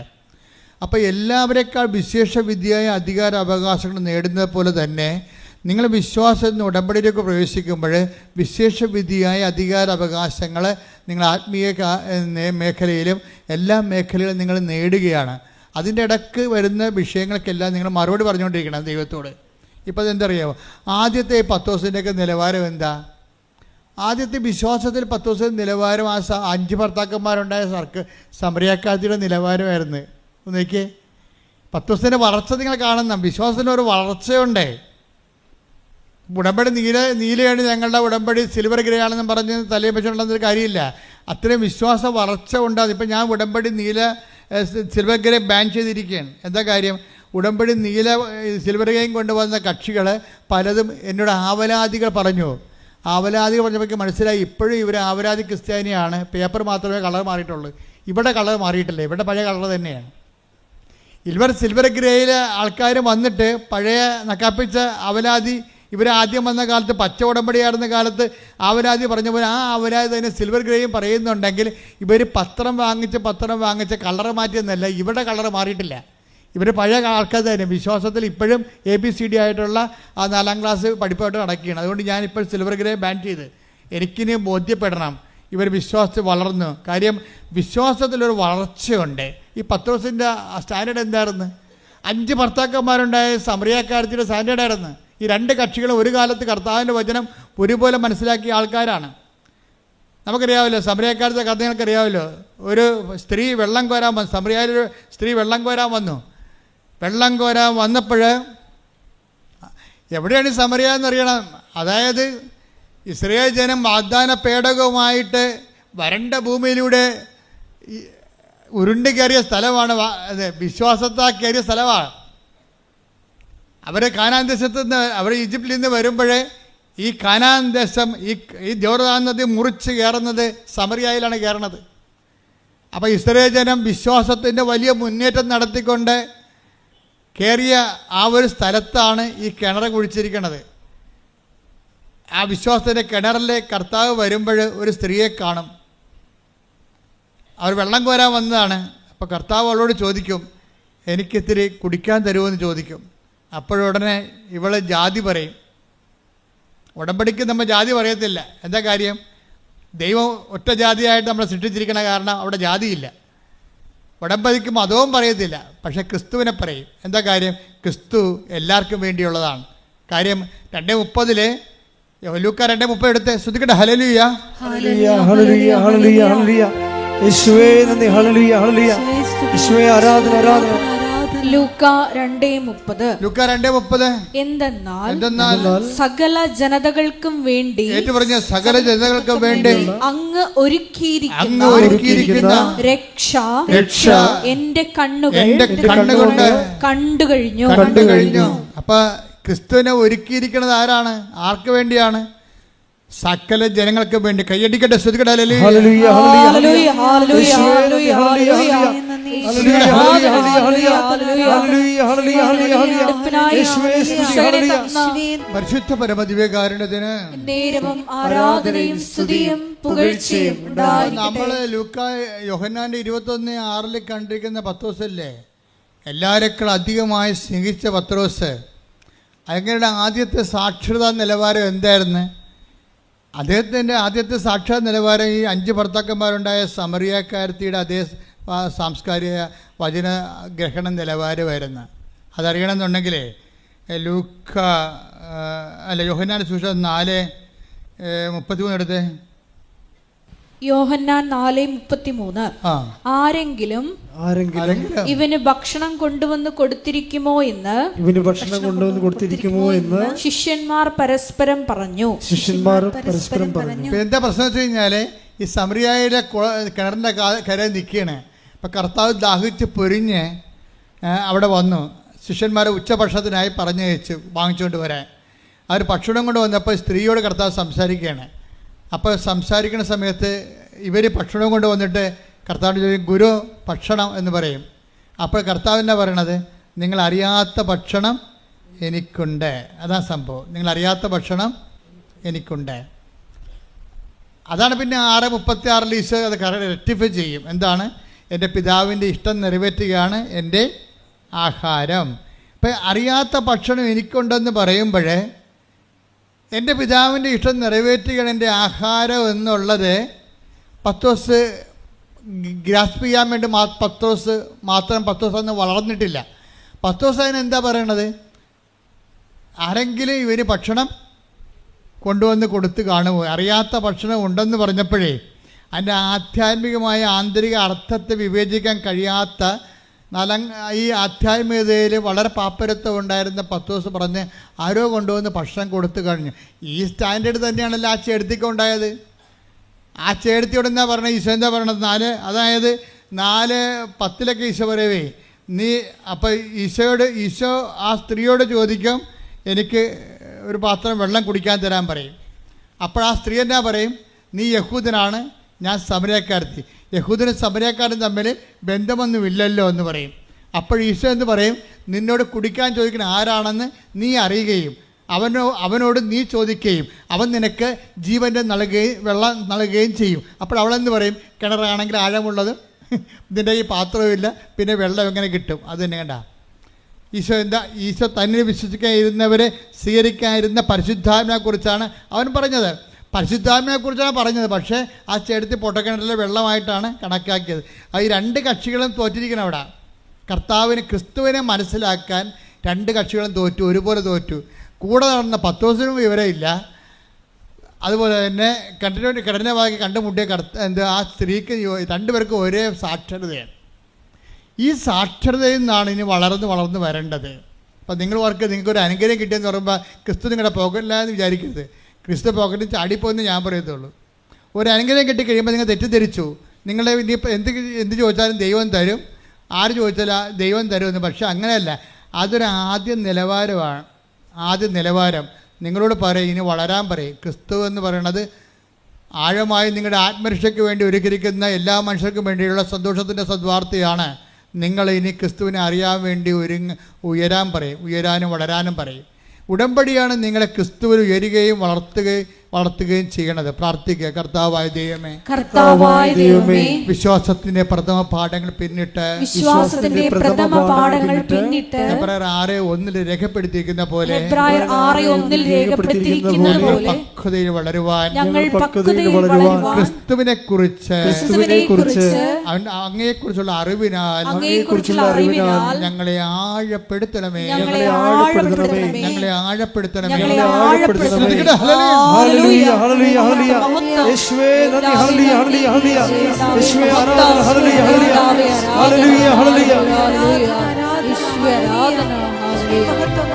ക്രിസ്തുവിനെ ഇവരെ വളർത്തുന്ന ഒരു ഭാഗമാണ് വരുന്നത്. ക്രിസ്തുവിൻ്റെ പ്രഥമ പാഠങ്ങൾ, ഇത് വിശ്വാസത്തിൻ്റെ 6:1 അനുസരിച്ചുള്ള പ്രഥമ പാഠങ്ങളാണ്. ഇനി അടുത്ത പാഠങ്ങളിലേക്ക് പോകുന്ന മുമ്പ് കർത്താവ് പറയും, നിങ്ങൾക്ക് 5 ഭർത്താക്കന്മാരുണ്ട്, നീ ഈ വെള്ളം എനിക്ക് തരുമോ എന്ന് ചോദിക്കുമ്പോൾ, അതായത് ഈ വെള്ളം കുടിക്കുന്ന ഒരിക്കലും ദാഹിക്കത്തില്ല എന്ന് പറയുമ്പോൾ കർത്താവിനോട് ഈ ജീവൻ്റെ ജലം എനിക്ക് തരുമോ എന്ന് ചോദിക്കുവോള്. അപ്പോൾ എനിക്ക് പിന്നീട് വെള്ളം കോരാൻ വരേണ്ടിയില്ലല്ലോ എന്നാണ് അവൾ പറയണത്. അവൾ വിചാരിക്കണം ഈ വെള്ളം തന്നെ ആയിരിക്കും എന്ന് വിചാരിക്കും. അപ്പോൾ കർത്താവ് എന്താ പറയണത്? പോയി നിൻ്റെ ഭർത്താവിനെ വിളിച്ചുകൊണ്ട് വരിക എന്ന് പറയാം. അപ്പോൾ അവൾ തന്നെ പറയും, എനിക്ക് ഭർത്താവ് ഇല്ല എന്ന് പറയും. അപ്പോൾ ഈശോ എന്ത് പറയും? നിനക്ക് 5 ഭർത്താക്കന്മാർ ഉണ്ടായിരുന്ന്, ഇപ്പോഴുള്ള ആൾ നിൻ്റെ ഭർത്താവ് അല്ലെന്ന് പറയും. അപ്പോഴവൾ പറയും, അങ്ങൊരു പ്രവാചകനാണെന്ന് ഞാൻ മനസ്സിലാക്കുന്നു. കണ്ട, ക്രിസ്തുവിനെക്കുറിച്ചുള്ള അറിവ് കൂടി കണ്ടു. വിശ്വാസത്തിൻ്റെ പ്രഥമ പാഠങ്ങൾ പിന്നീട് കണ്ടില്ലേ? വിശ്വാസത്തിൻ്റെ പ്രഥമ പാഠങ്ങളിൽ കർത്താവ് ഒരു അനുഗ്രഹദാതാവിടേക്ക് തോന്നും. ഉടമ്പടിയിൽ കർത്താവ് ഒരു അനുഗ്രഹദാതാവായിട്ട് നിങ്ങൾ തോന്നണത് അവിടെ തന്നെ നിന്ന് കഴിഞ്ഞാൽ കുറച്ച് കഴിയുമ്പോൾ അനുഗ്രഹത്തിൻ്റെ ആ വിളക്ക് കെട്ടുപോകും. എന്താ കാര്യം? അതിൻ്റെ അടുത്ത പാഠമുണ്ട്. എന്താ കാര്യം? അനുതാപത്തിൻ്റെ പാഠമാണ്. അനുതാപത്തിൻ്റെ പാഠമാണ്. എന്താണ്? ഇനി ക്രിസ്തുവിനെ മുന്നോട്ട് അറിയണമെന്നുണ്ടെങ്കിൽ, ഇപ്പോൾ ചില ആൾക്കാർ പറഞ്ഞു, നമ്മൾ യൂട്യൂബിൽ നിന്ന് എന്തെങ്കിലും നമുക്ക് ഇഷ്ടപ്പെട്ടൊരു കണ്ടൻറ്റ് നമ്മൾ അപ്ലോഡ് ചെയ്തെടുക്കുമ്പോൾ അത് സൗജന്യമായിരിക്കും. അതിൻ്റെ കോംപ്ലിക്കേറ്റഡ് വേർഷനുണ്ട്. അത് പറയും, അത് പേയ്മെൻറ്റ് നടത്തണമെന്ന് പറയും. അത് നിങ്ങൾ പൈസ അടച്ചാലാണ് അത് തരത്തുള്ളൂ, ആ കണ്ടൻറ്റ് തരത്തുള്ളൂ എന്ന് പറയും. ഇതുപോലെ ക്രിസ്തുവിൻ്റെ പ്രഥമ പാഠം, വിശ്വാസത്തിൻ്റെ പ്രഥമ പാഠം സൗജന്യമാണ്. അതിൻ്റെ സെക്കൻഡ് ഗ്രേഡ് വരുമ്പോൾ പറയും പേയ്മെൻ്റ് ഉണ്ടെന്ന് പറയും. എന്താ പേയ്മെൻ്റ് ഉള്ളത്? 5 ഭർത്താക്കന്മാരുണ്ടായിരുന്നു, അതുമായിട്ട് ഇനി മുന്നോട്ട് പോകാൻ പറ്റത്തില്ല, ഇപ്പോഴുള്ള ആൾ നിൻ്റെ ഭർത്താവുമല്ല, അപ്പോൾ അതുകൊണ്ട് ഈ കലാപരിപാടിയും ജീവിതമായിട്ട് മുന്നോട്ട് പോകാൻ പറ്റത്തില്ല. ഞാൻ തന്നിരിക്കുന്ന അനുഗ്രഹം നിൻ്റെ പാപത്തിനുള്ള അംഗീകാരമല്ല, ലൈസൻസ് അല്ലെന്ന് പറയും. ക്രിസ്തുവിനെക്കുറിച്ച് അറിയണ്ടേ? നിത്യരക്ഷയിലേക്കല്ലേ പോണത്. നിത്യരക്ഷയിലേക്ക് നമ്മൾ പോകണം. ഉടനെ അത് എപ്പോഴും നമ്മൾ ശ്രദ്ധിക്കേണ്ടത്, അതായത് നമ്മളുടെ വിശുദ്ധീകരണ ജീവിത വിശുദ്ധിയും വിശ്വാസത്തിൻ്റെ സങ്കീർണമായിട്ടുള്ള ബന്ധങ്ങൾ നമ്മൾ ഭയങ്കര ബന്ധമുണ്ട്. നമ്മൾ വിശുദ്ധീകരിക്കണ അനുസരിച്ച് കൊണ്ട് അടയാളങ്ങൾ കൂടിക്കൊണ്ടിരിക്കുകയും ആന്തരികമായ ആഴപ്പെടുത്തലും ബോധ്യവും ഉണ്ടായിക്കൊണ്ടിരിക്കും. പ്രാർത്ഥിക്കുക. കർത്താവായ ദൈവമേ, ക്രിസ്തുവിനെ അറിയാൻ, ഗ്രഹിക്കാൻ എന്നെ വിശുദ്ധ ജീവിതത്തിലേക്ക് ആനയിക്കണമേ. ശ്രുതികട്ടെ. ഹല്ലേലൂയ.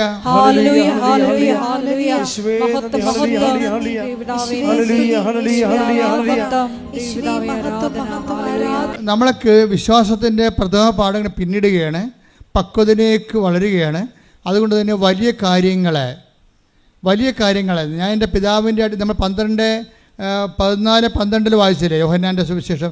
ഞാൻ എൻ്റെ പിതാവിൻ്റെ അടുക്കിലേക്ക് പോകുന്നതിനാൽ പറഞ്ഞേ, ഞാൻ എൻ്റെ പിതാവിൻ്റെ അടുക്കിലേക്ക് പോകുന്നതിനാൽ ഇതിനേക്കാൾ വലിയ കാര്യങ്ങൾ നിങ്ങൾ കാണും. ദൈവം കാര്യങ്ങളെ രണ്ടായിട്ട് തിരിക്കുന്നു. ചെറിയ കാര്യങ്ങളും വലിയ കാര്യങ്ങളും വലിയ കാര്യങ്ങളും. കാര്യങ്ങൾ എങ്ങനെ സങ്കീർണമാണ്. വിശ്വാസത്തിൻ്റെ പ്രഥമ പാഠം പിന്നിട്ട് കഴിഞ്ഞാൽ പിന്നെ വലിയ കാര്യങ്ങൾ സംഭവിച്ചുകൊണ്ടിരിക്കും. ഈ വലിയ കാര്യങ്ങൾ സംഭവിച്ചുകൊണ്ടിരിക്കാൻ എന്താ ചെയ്യേണ്ടത്? നമുക്ക് വിശ്വാസത്തിൻ്റെ പ്രഥമ പാഠങ്ങൾ പിന്നിട്ട് അടുത്ത പാഠം പഠിക്കണം. അടുത്ത പാഠം പഠിക്കണം. എന്താ ചെയ്യേണ്ടത്? അനുതാപം വേണമെന്നായി പറയണത്. എന്താണ് കാര്യം? ഈ വെള്ളം എനിക്ക് കുടിക്കാൻ തരിക, ഞാനിനി ഇങ്ങോട്ട് വെള്ളം കോരാൻ വരികയും വേണ്ടല്ലോ എന്ന് അല്ല അവൾ പറയണത്. അപ്പോഴേ പറയും, ഞാൻ വെള്ളം കുടിക്കാൻ തരാം, പക്ഷേ നീ പോയി ഭർത്താവിനെ വിളിച്ചുകൊണ്ട് വരണം. അപ്പോൾ അവളെന്താ പറയും? എനിക്ക് ഭർത്താവില്ല. അപ്പോൾ ഈശോ എന്താ പറയും? നിനക്ക് ഭർത്താവില്ലെന്ന് പറഞ്ഞത് ശരിയാണ്. നിനക്ക് 5 ഭർത്താക്കന്മാർ ഉണ്ടായിരുന്നു, ഇപ്പോഴുള്ള ആൾ നിൻ്റെ ഭർത്താവല്ല. അങ്ങ് അപ്പോഴുടനെ അവൾ പറയും, അങ്ങൊരു പ്രവാചകനാണെന്ന് ഞാൻ മനസ്സിലാക്കുന്നു. അപ്പം അടുത്ത മനസ്സിലാക്കൽ വന്നു. ക്രിസ്തുവിനെ മാറിയിട്ട് അത്ഭുതങ്ങൾ നൽകുന്ന ആളും അതുപോലെ തന്നെ സാധാരണ വ്യക്തിയിൽ നിന്ന് ഈശോനെ അത് പ്രവാചകനായിട്ട് മനസ്സിലാക്കാൻ തുടങ്ങി. അപ്പോഴുടനെ അവൾ ചോദിക്കണം എന്താണെന്ന് വെച്ച് കഴിഞ്ഞാൽ, നമുക്കറിയാമല്ലോ ഈശോ ഈ വെള്ളം കുടിക്കാൻ തരിക എന്ന് പറയുമ്പോഴേ, അപ്പം 4:14 വായിച്ചേ. യോഹന്നാൻ 4:14 എന്നാൽ ഞാൻ നൽകുന്ന വെള്ളം കുടിക്കുന്നവന് പിന്നീട് ഒരിക്കലും ദാഹിക്കുകയില്ല. ഞാൻ നൽകുന്ന ജലം അവനിൽ നിത്യജീവനിലേക്ക് നിർഗളിക്കുന്ന അരുവിയാകും. അപ്പോൾ സാധാരണ അനുഗ്രഹത്തിൽ നിന്ന് നിത്യജീവനിലേക്ക് പോവുകയാണ് വിഷയം. ക്രിസ്തുവിന് നമ്മൾ എന്തിനാണ് ഉൾക്കൊള്ളണത്? IELTS പാസ്സാകാനും പറമ്പ് വയ്ക്കാനുമാണ്? അല്ല.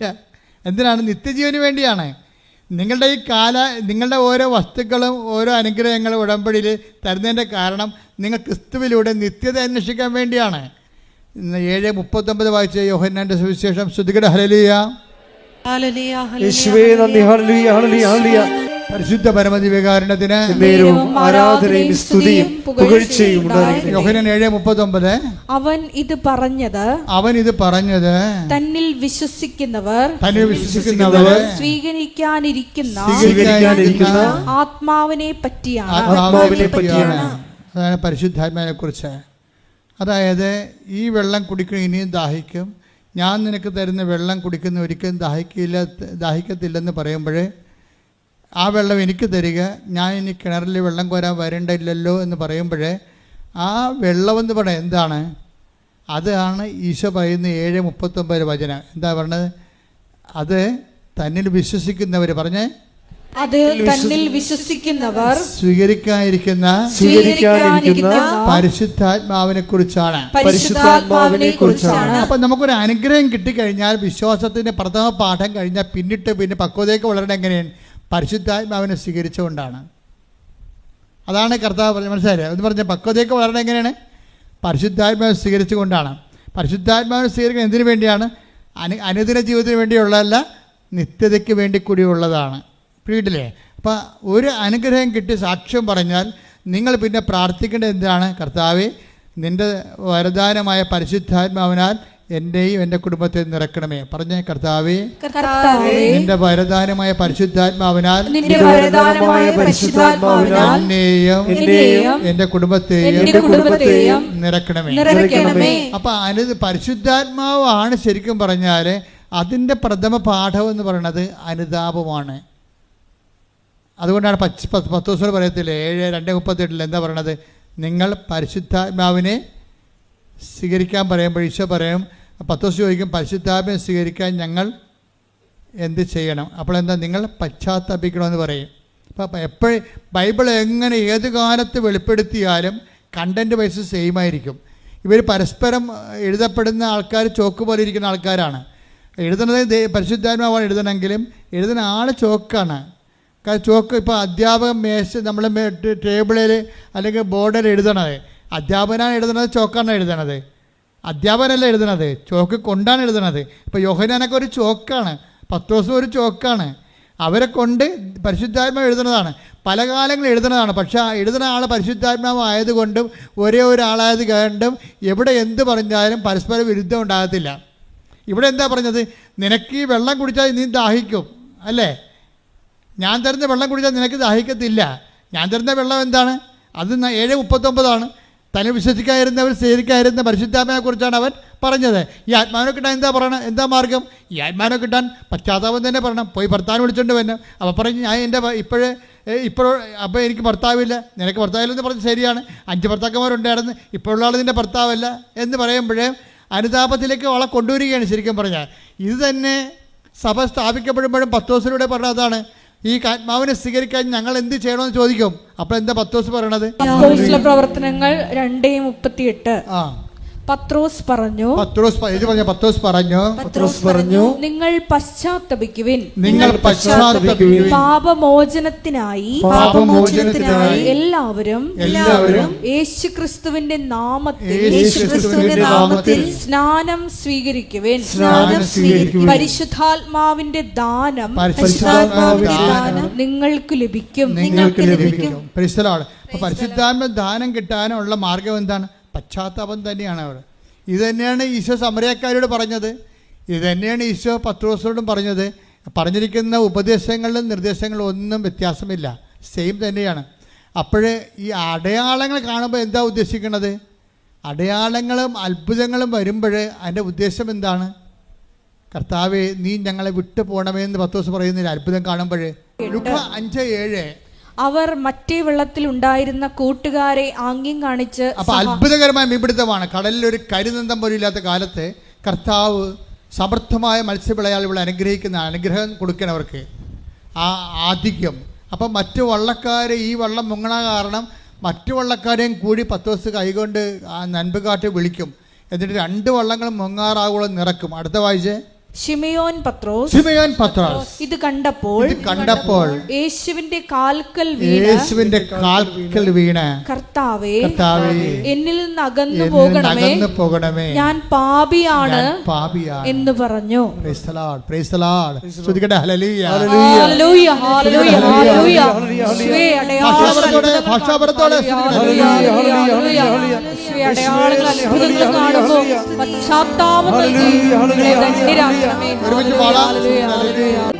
പരിശുദ്ധ പരമദിവ്യകാരുണ്യത്തിന് ആരാധനയും സ്തുതിയും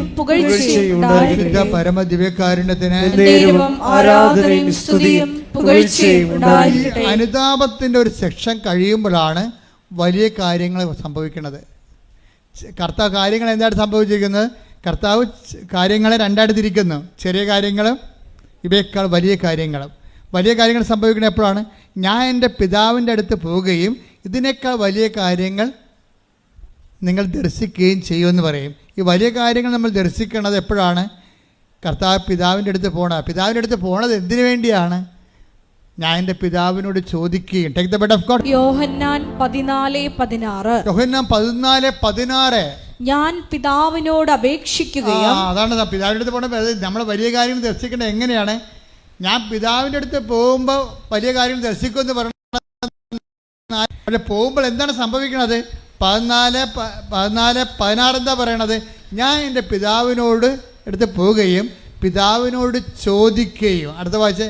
എന്നേക്കും നിങ്ങളോട് കൂടെ എന്നേക്കും പറഞ്ഞ എന്നേക്കും നിത്യത വരെ നിങ്ങളോട് കൂടെ ആയിരിക്കുവാൻ മറ്റൊരു സഹായകനെ അവിടുന്ന് നിങ്ങൾക്ക് തരികയും ചെയ്യും.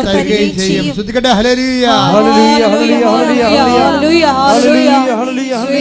സഹായകനെ വാഗ്ദാനം ചെയ്ത പിതാവിന്റെ സ്നേഹത്തിന് നന്ദി. പരിശുദ്ധ പരമദിവ്യകാരുണ്യത്തിന് ആരാധനയും സ്തുതിയും പുകഴ്ചയും ഉണ്ടായിരിക്കട്ടെ. ഇവരുടെ അനുതാപത്തിന്റെയും പശ്ചാത്താപത്തിന്റെയും കണ്ടന്റ് വൈസ് പാപത്തെക്കുറിച്ചുള്ള ഒരു ദുഃഖമോ പാപം ഉപേക്ഷിക്കലോ മാത്രമല്ല, മറിച്ച് എന്താണ്? ഇവർ രണ്ടുപേരും, ഈ പത്രോസും സമരിയക്കാരത്തിയും ക്രിസ്തുവിലേക്ക് വരുന്നതിന് മുമ്പ് ഒരു ട്രാൻസിഷൻ സംഭവിക്കുന്നുണ്ട്. രണ്ടുപേരും അതായത് പത്രോസ് നീ ക്രിസ്തുവാണെന്ന് പറയുന്ന ഇടവേതാണെന്നറിയാവോ? Caesarea Philippi. അതായത് ഫിലിപ്പ് എന്ന് പറഞ്ഞ ഒരു ഗവർണറാണ്, ഇസ്രായേലിലെ ഗവർണറാണ്. കെസർ എന്ന് പറഞ്ഞ സീസർ, റോമിലെ ചക്രവർത്തിക്ക് വേണ്ടി ഭരിക്കുന്ന ടെട്രാക്കായ പ്രവിശ്യ തലവനായ ഫിലിപ്പ് ഒരു ദേവാലയം പണിതു. അതാണ് കേസറിയ ഒരു സിറ്റി പണിതിട്ട് അവിടെ ഒരു വലിയ ക്ഷേത്രം പണിയും. അതിൻ്റെ പുറത്ത് കുറേ ദേവതകളെ സൃഷ്ടിക്കുക. ആ ദേവതകളുടെ മുമ്പിൽ കേസറിയ ഫിലിപ്പിയിലാണ് ഈ പത്രോസ് വന്ന് പെടുന്നത്. അവിടെ വെച്ചാണ് കർത്താവ് ചോദിക്കുന്നത്, whom do you say that I am? Take the word of God. മത്തായി 16:13.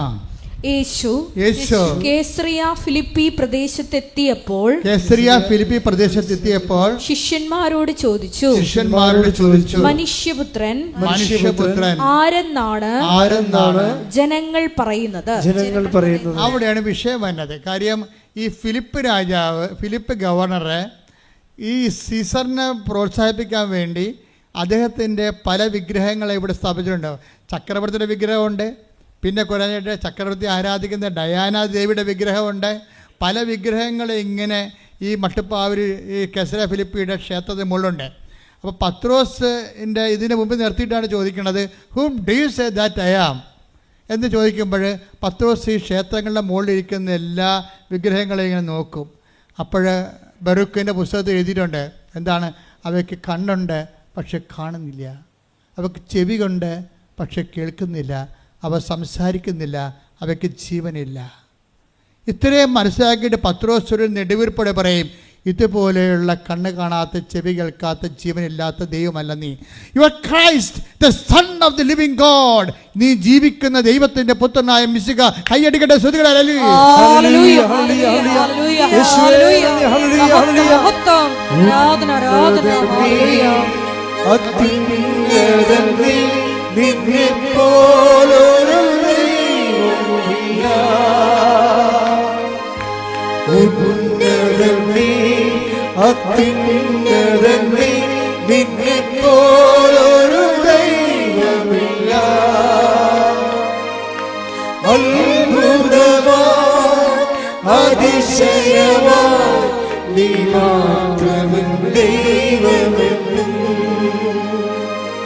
അപ്പോൾ പത്രോസ് പറയും, ഇതുപോലുള്ള ഒരു ദൈവമല്ല നീ. നിന്നെ ഞാൻ കണ്ടു.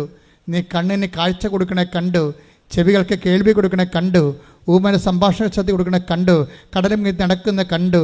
നീ മനുഷ്യൻ്റെ കണ്ണീരൊപ്പുന്ന ജീവനുള്ള ദൈവമാണ്. You are Christ the son of the living God. നീ ജീവിക്കണം ദൈവത്തിൻ്റെ പുത്രനായ ക്രിസ്തുവാകുന്നു. ശ്രുതികട്ടെ, ഹല്ലേലൂയ.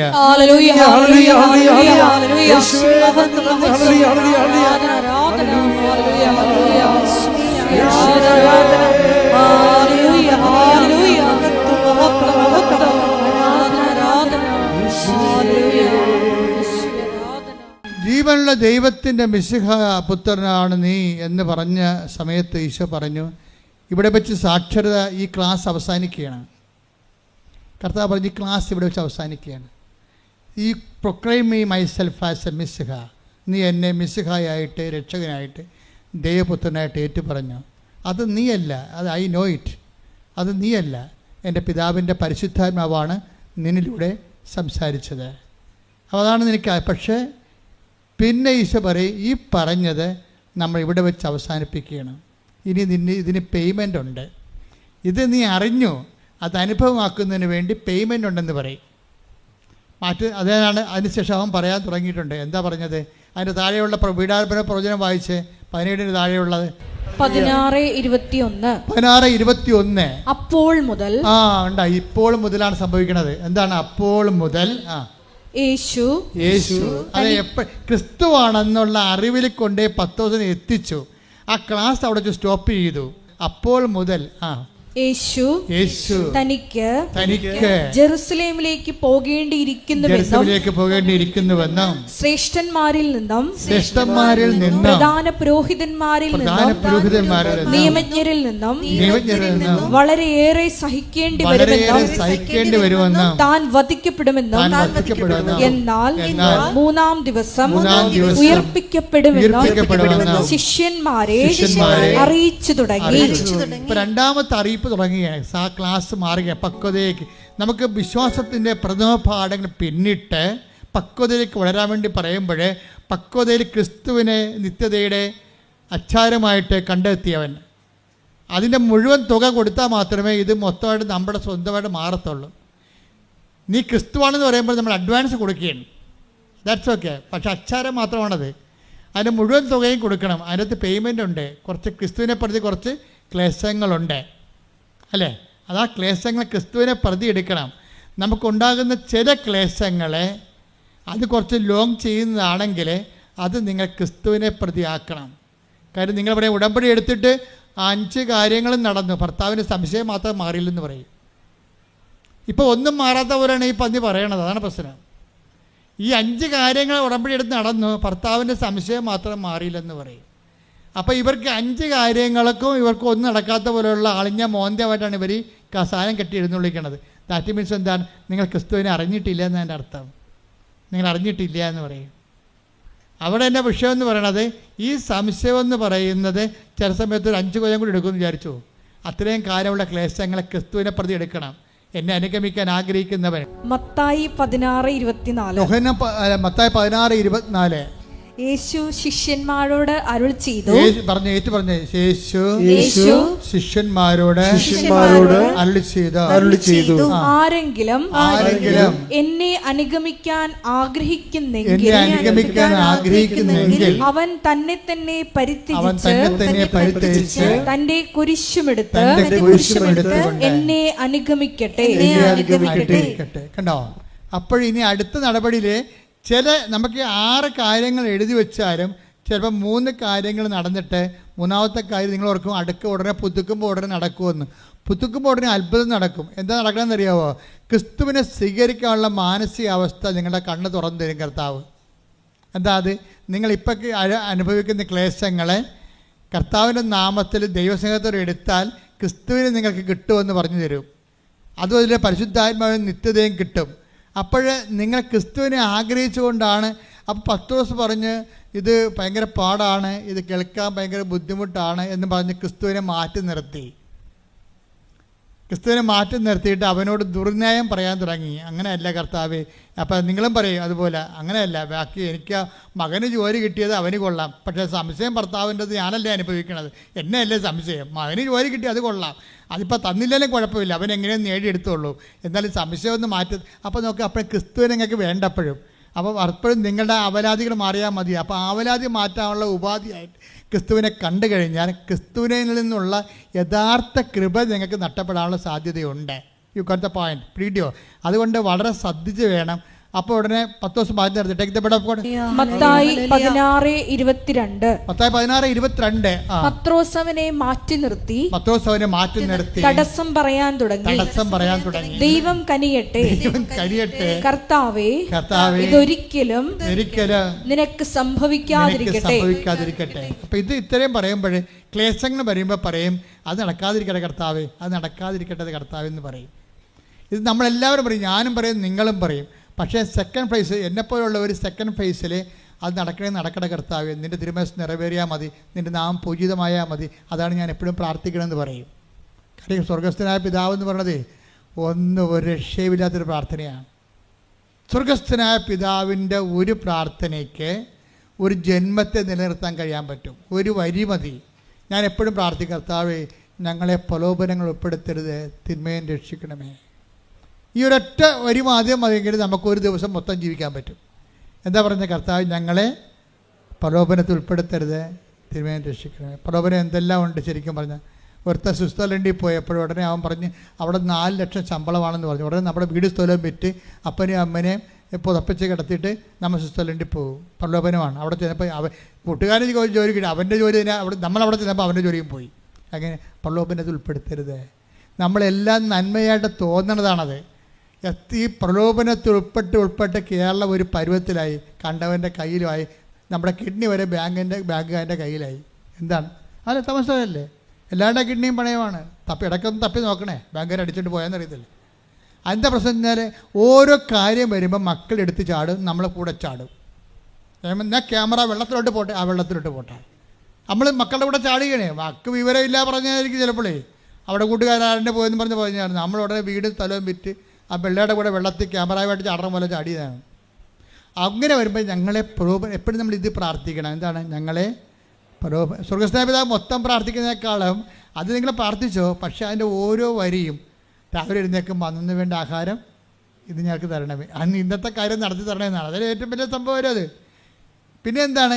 ഞങ്ങൾക്ക് എന്തെല്ലാം നടത്തി തന്നാലും ഞങ്ങൾ പ്രലോഭനത്തിൽ വീണ് കഴിഞ്ഞാൽ ഈ ജന്മത്ത് പൊങ്ങി വരത്തില്ല. കാരണം നമ്മുടെ വീടും കുടിയും എല്ലാം പാട്ടത്തിലും കടത്തിലുമായി. നമ്മൾ ഒരു മെത്തയുടെ പരസ്യം കാണുമ്പോൾ തോന്നും, ഒരു മെത്തയുടെ പരസ്യം കണ്ട് പപ്പ നല്ല മെത്ത, നല്ല അടി, നമുക്കതൊരെണ്ണം മേടിക്കണം. എന്തിനാണ്? വാടക വീട്ടിൽ ഇടാനാണ്. അപ്പം ചോദിക്കണം. അതാണ് ഈ പരസ്യം കാണുമ്പോൾ മക്കൾ ചാടും. പക്ഷെ അപ്പം പറയും ഇത് നമ്മൾ വാടക വീട്ടിൽ കൊണ്ടുപോയിട്ട് കഴിഞ്ഞാൽ അയാൾ ഇറങ്ങാൻ വരുമ്പോൾ ഈ മെത്തയും കൂടി വരച്ചോണ്ട് ഇപ്പം നമുക്ക് വെറുതെ പോയാൽ മതി. നമ്മൾ വാടക വീട്ടിൽ കൊണ്ടുപോയി മെത്ത ഇട്ട് കഴിഞ്ഞാൽ ഇത് നമ്മൾ അടുത്ത വണ്ടിക്ക് ഏത് ഓട്ടോറിക്ഷക്കാരനും പിന്നെ 120 രൂപ വരെ കൊടുക്കണം ഈ മെത്ത ചുമക്കാൻ വേണ്ടി. അതാ പ്രശ്നം. അപ്പോൾ ഒരു പ്രലോഭനത്തിൽ വീണതാണ് ശരിക്കും പറഞ്ഞാൽ. അതുകൊണ്ടാണ് കർത്താവ് നേരത്തെ അഡ്വാൻസ് ആയിട്ട് ഒരു പ്രൊട്ടക്ഷൻ പ്രെയറാണത്. അതിൻ്റെ അകത്ത് എന്തെല്ലാം ഉണ്ടെന്നറിയാം. പ്രൊട്ടക്ഷൻ പ്രെയർ ഉണ്ട്, ഡെലിവറൻസ് പ്രെയർ ഉണ്ട്, ഡെയിലി മെയിൻ്റനൻസ് പ്രെയർ ഉണ്ട്. സ്വർഗസ്ഥനായ പിതാവിൽ നിങ്ങൾ എന്നാ ജാതി ആയാലും ശരി ആ സ്വർഗസ്ഥനായ പിതാവ് ഒന്ന് പഠിച്ചു വെക്കണം. നല്ലതാണ് കേട്ടോ. ഏത് സമയത്ത് കരകയറുന്നൊരു പിടിയും കിട്ടത്തില്ല. അത്ര സൂപ്പറാണ്. അതിൻ്റെ കൂടെയുള്ള അമ്മയുടെ നന്മ നിറഞ്ഞ പറയും നിനക്ക് സ്വസ്തി കർത്താവ് നിന്നോട് കൂടി എന്നുള്ളതും ദൈവഹിതത്തിൽ നിന്ന് കീഴ്വഴങ്ങിക്കൊണ്ട് ദൈവത്തിൻ്റെ ഇഷ്ടം നിറവേറ്റിക്കൊണ്ട് ഒരു ആധ്യാത്മിക മുന്നേറ്റം നടത്താൻ അമ്മ നിങ്ങളുടെ കൂടെ വരുന്ന പ്രാർത്ഥനയാണ് നന്മ നിറഞ്ഞ പറയും. ശ്രദ്ധിക്കട്ടെ. ഹല്ലേലൂയ ഹല്ലേലൂയ ഹല്ലേലൂയ ഹല്ലേലൂയ മഹത്വം മഹത്വം ഹല്ലേലൂയ ഹല്ലേലൂയ ഈശ്വര ആരാധന ഹല്ലേലൂയ ഹല്ലേലൂയ. പരിശുദ്ധ പരമ ദിവ്യകാരുണ്യത്തിന് നേരവും ആരാധനയും സ്തുതിയും പുകഴ്ചയും ഉണ്ടായിരിക്കട്ടെ. പരിശുദ്ധ പരമ ദിവ്യകാരുണ്യത്തിന് നേരവും ആരാധനയും സ്തുതിയും പുകഴ്ചയും ഉണ്ടായിരിക്കട്ടെ. പത്രോസിന്റെ ക്രിസ്തുവിലേക്കുള്ള ദൂരത്തിലെ ഒരു ട്രാൻസിഷൻ എന്താണ്, ഒരു പെട്ടെന്നുള്ളൊരു ഷിഫ്റ്റിംഗ് വരുന്നുണ്ട്. ഷിഫ്റ്റിംഗ് എന്ന് വെച്ച് കഴിഞ്ഞാൽ പത്രോസ് നീ ക്രിസ്തുവാണെന്നെല്ലാം പ്രഖ്യാപിച്ച് കഴിഞ്ഞതിന് ശേഷം പെട്ടെന്ന് പത്രോസോട് പറഞ്ഞു നീ ജീവനുള്ള ദൈവത്തിൻ്റെ പുത്രനായ മിശിഹായാണെന്ന് പത്രോസ് പ്രഖ്യാപിച്ചു. എപ്പോഴും നമ്മളൊരു ട്രാൻസിഷന് മുമ്പ് അല്ലെങ്കിൽ നമ്മളൊരു വിശ്വാസത്തിൻ്റെ രണ്ടാം ഘട്ടത്തിൽ നമ്മൾ ക്രിസ്തുവിലേക്ക് എക്സ്ട്രാക്ഷൻ വരണം. ക്രിസ്തുവിനെ അറിഞ്ഞിട്ടും പിന്നെ കാണുന്ന സ്ഥലങ്ങളിലെല്ലാം നമ്മൾ പ്രാർത്ഥിക്കാൻ പോയാൽ പ്രശ്നമുണ്ടാവുന്നല്ല, നമ്മൾ ക്രിസ്തുവിനെ അത്ര കണ്ട് നമുക്ക് അനുഭവവേദ്യമാകാതെ വരും. പ്രശ്നം എന്താ? ഒരു പ്രശ്നം ഉണ്ടാകത്തില്ല. വേണമെങ്കിൽ നിരീശ്വരവാദിയായിട്ട് ഞങ്ങൾ ഇവിടെ ജീവിക്കാം. നിരീശ്വരന്മാരൊക്കെ കണ്ടില്ലേ, ടി വിയിലിരുന്ന് ചർച്ച ചെയ്യുന്ന നിരീശ്വരന്മാർ ആരെങ്കിലും അവിടെ എല്ലാം നല്ല ആരോഗ്യമുള്ളവരല്ലേ? ടി വിയിൽ ചർച്ച ചെയ്യണ എല്ലാ നിരീശ്വരന്മാരെന്ന് നോക്കിയേ, എല്ലാവരും നല്ല ആരോഗ്യമുള്ളവരും സൗന്ദര്യമുള്ളവരുമാണ്. അപ്പോൾ സൗന്ദര്യവും ആരോഗ്യം ഉണ്ടായെങ്കിൽ ഈശ്വരവിശ്വാസം വേണ്ടെന്ന് അവരെ കണ്ടാൽ മനസ്സിലാവും. നമ്മൾ ഈശ്വരൻ്റെ അടുത്ത് എന്തിനാണ് വിശ്വസിക്കുന്നത്? ഈ ഭൂമിക്ക് വേണ്ടിയല്ല, ഈ ഭൂമിക്ക് വേണ്ടി മാത്രമല്ല. Take the word of God 1 Corinthians 15:19 ഈ ജീവിതത്തിന് വേണ്ടി മാത്രം പറഞ്ഞ ഈ ജീവിതത്തിന് വേണ്ടി മാത്രം ക്രിസ്തുവിൽ പ്രത്യാശ വച്ചിട്ടുള്ളവരാണെങ്കിൽ നമ്മൾ എല്ലാ മനുഷ്യരെയും നിർഭാഗ്യരാണ്. മനസ്സിലായില്ലേ?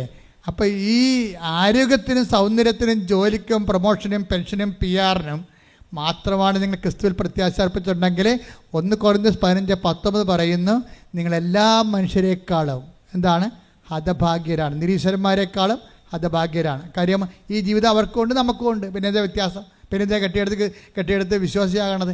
വിശ്വാസിയാകുക എന്ന് വെച്ച് കഴിഞ്ഞാൽ നിത്യവിശ്വാസി എന്നാണ് എൻ്റെ അർത്ഥം. നിത്യത അവകാശമാക്കുക എന്നുള്ളതാണ്. ഈ ജീവിതത്തിൻ്റെ അപ്പുറത്തൊരു ജീവിതത്തെ ക്രിസ്തുവിൻ്റെ കൂടെ ആയിരിക്കേണ്ട ഒരു ജീവിതത്തെ കണ്ടെത്തുകയാണ്. അതിനൊരു ട്രാൻസിഷൻ വേണം. അതിന് പത്രോസ് പറഞ്ഞു നീ ജീവനുള്ള ദൈവത്തിൻ്റെ പുത്രനായ മിശിഹായാണെന്ന് പറഞ്ഞു. അപ്പോൾ ഒത്തിരി ക്ഷേത്രങ്ങളെ അതുപോലെ തന്നെ ദൈവസന്നിധാന സങ്കേതങ്ങളൊക്കെ നിലവിലുള്ള ദൈവസങ്കേതങ്ങളെ കാണിച്ചുകൊണ്ടാണ് ഈശോ ചോദിക്കണത്. അത് തന്നെയാണ് ഈ സമരക്കാർക്കും സംഭവിക്കുന്നത്. സമരക്കാർക്ക് ഒരു ക്രിസ്തുവിലേക്കുള്ള ട്രാൻസിഷന് മുമ്പ് ഇതുപോലൊരു മലയും അതുപോലുള്ള വിശ്വാസം കാണുന്നുണ്ട്. 4:20 എടുത്ത് യോഹന്നാൻ 4:20 ഞങ്ങളുടെ പിതാക്കന്മാർ അതേ കിടക്കണ സംഭവം കണ്ട ഞങ്ങളുടെ പിതാക്കന്മാർ ഈ മലയിൽ ആരാധന നടത്തി. മൗണ്ട് ഗെരിസീം, അതാണ് മൗണ്ട് ഗെരിസീം, ഈ മലയിൽ ആരാധന നടത്തി. എന്നാൽ യഥാർത്ഥമായ ആരാധനാ സ്ഥലം ജെറുസലേമിലാണ് എന്ന് നിങ്ങൾ പറയുന്നു. അപ്പോഴേ ജെറുസലേമിന്റെ ആരാധന സ്ഥലത്തേക്ക് അപ്പോഴേ ഈശോ പറയുന്നൊരു വാക്കുണ്ട്. എന്താ പറയണ മറുപടി? യേശു പറഞ്ഞു സ്ത്രീയെ എന്നെ വിശ്വസിക്കുക. എന്നെ വിശ്വസിക്കുക എന്ന് പറഞ്ഞേ. സ്ത്രീയെ എന്നെ വിശ്വസിക്കുക. സ്ത്രീയെ അപ്പൊ എല്ലാ സ്ത്രീകളോടും പുരുഷന്മാരോടും പറയണതാണത്. എല്ലാ സ്ത്രീകളോടും പുരുഷന്മാരോടും പറയണതാണ്. അവിടെ ഇവിടെ ആരാധന ഉണ്ടല്ലോ എന്ന് പറയും സ്ത്രീയെ പുരുഷ എന്താണ് എന്നെ വിശ്വസിക്കുക. പിന്നെന്താണ്? ഈ മലയിലോ പറഞ്ഞു ജെറുസലേമിലോ നിങ്ങൾ പിതാവിനെ ആരാധിക്കാത്ത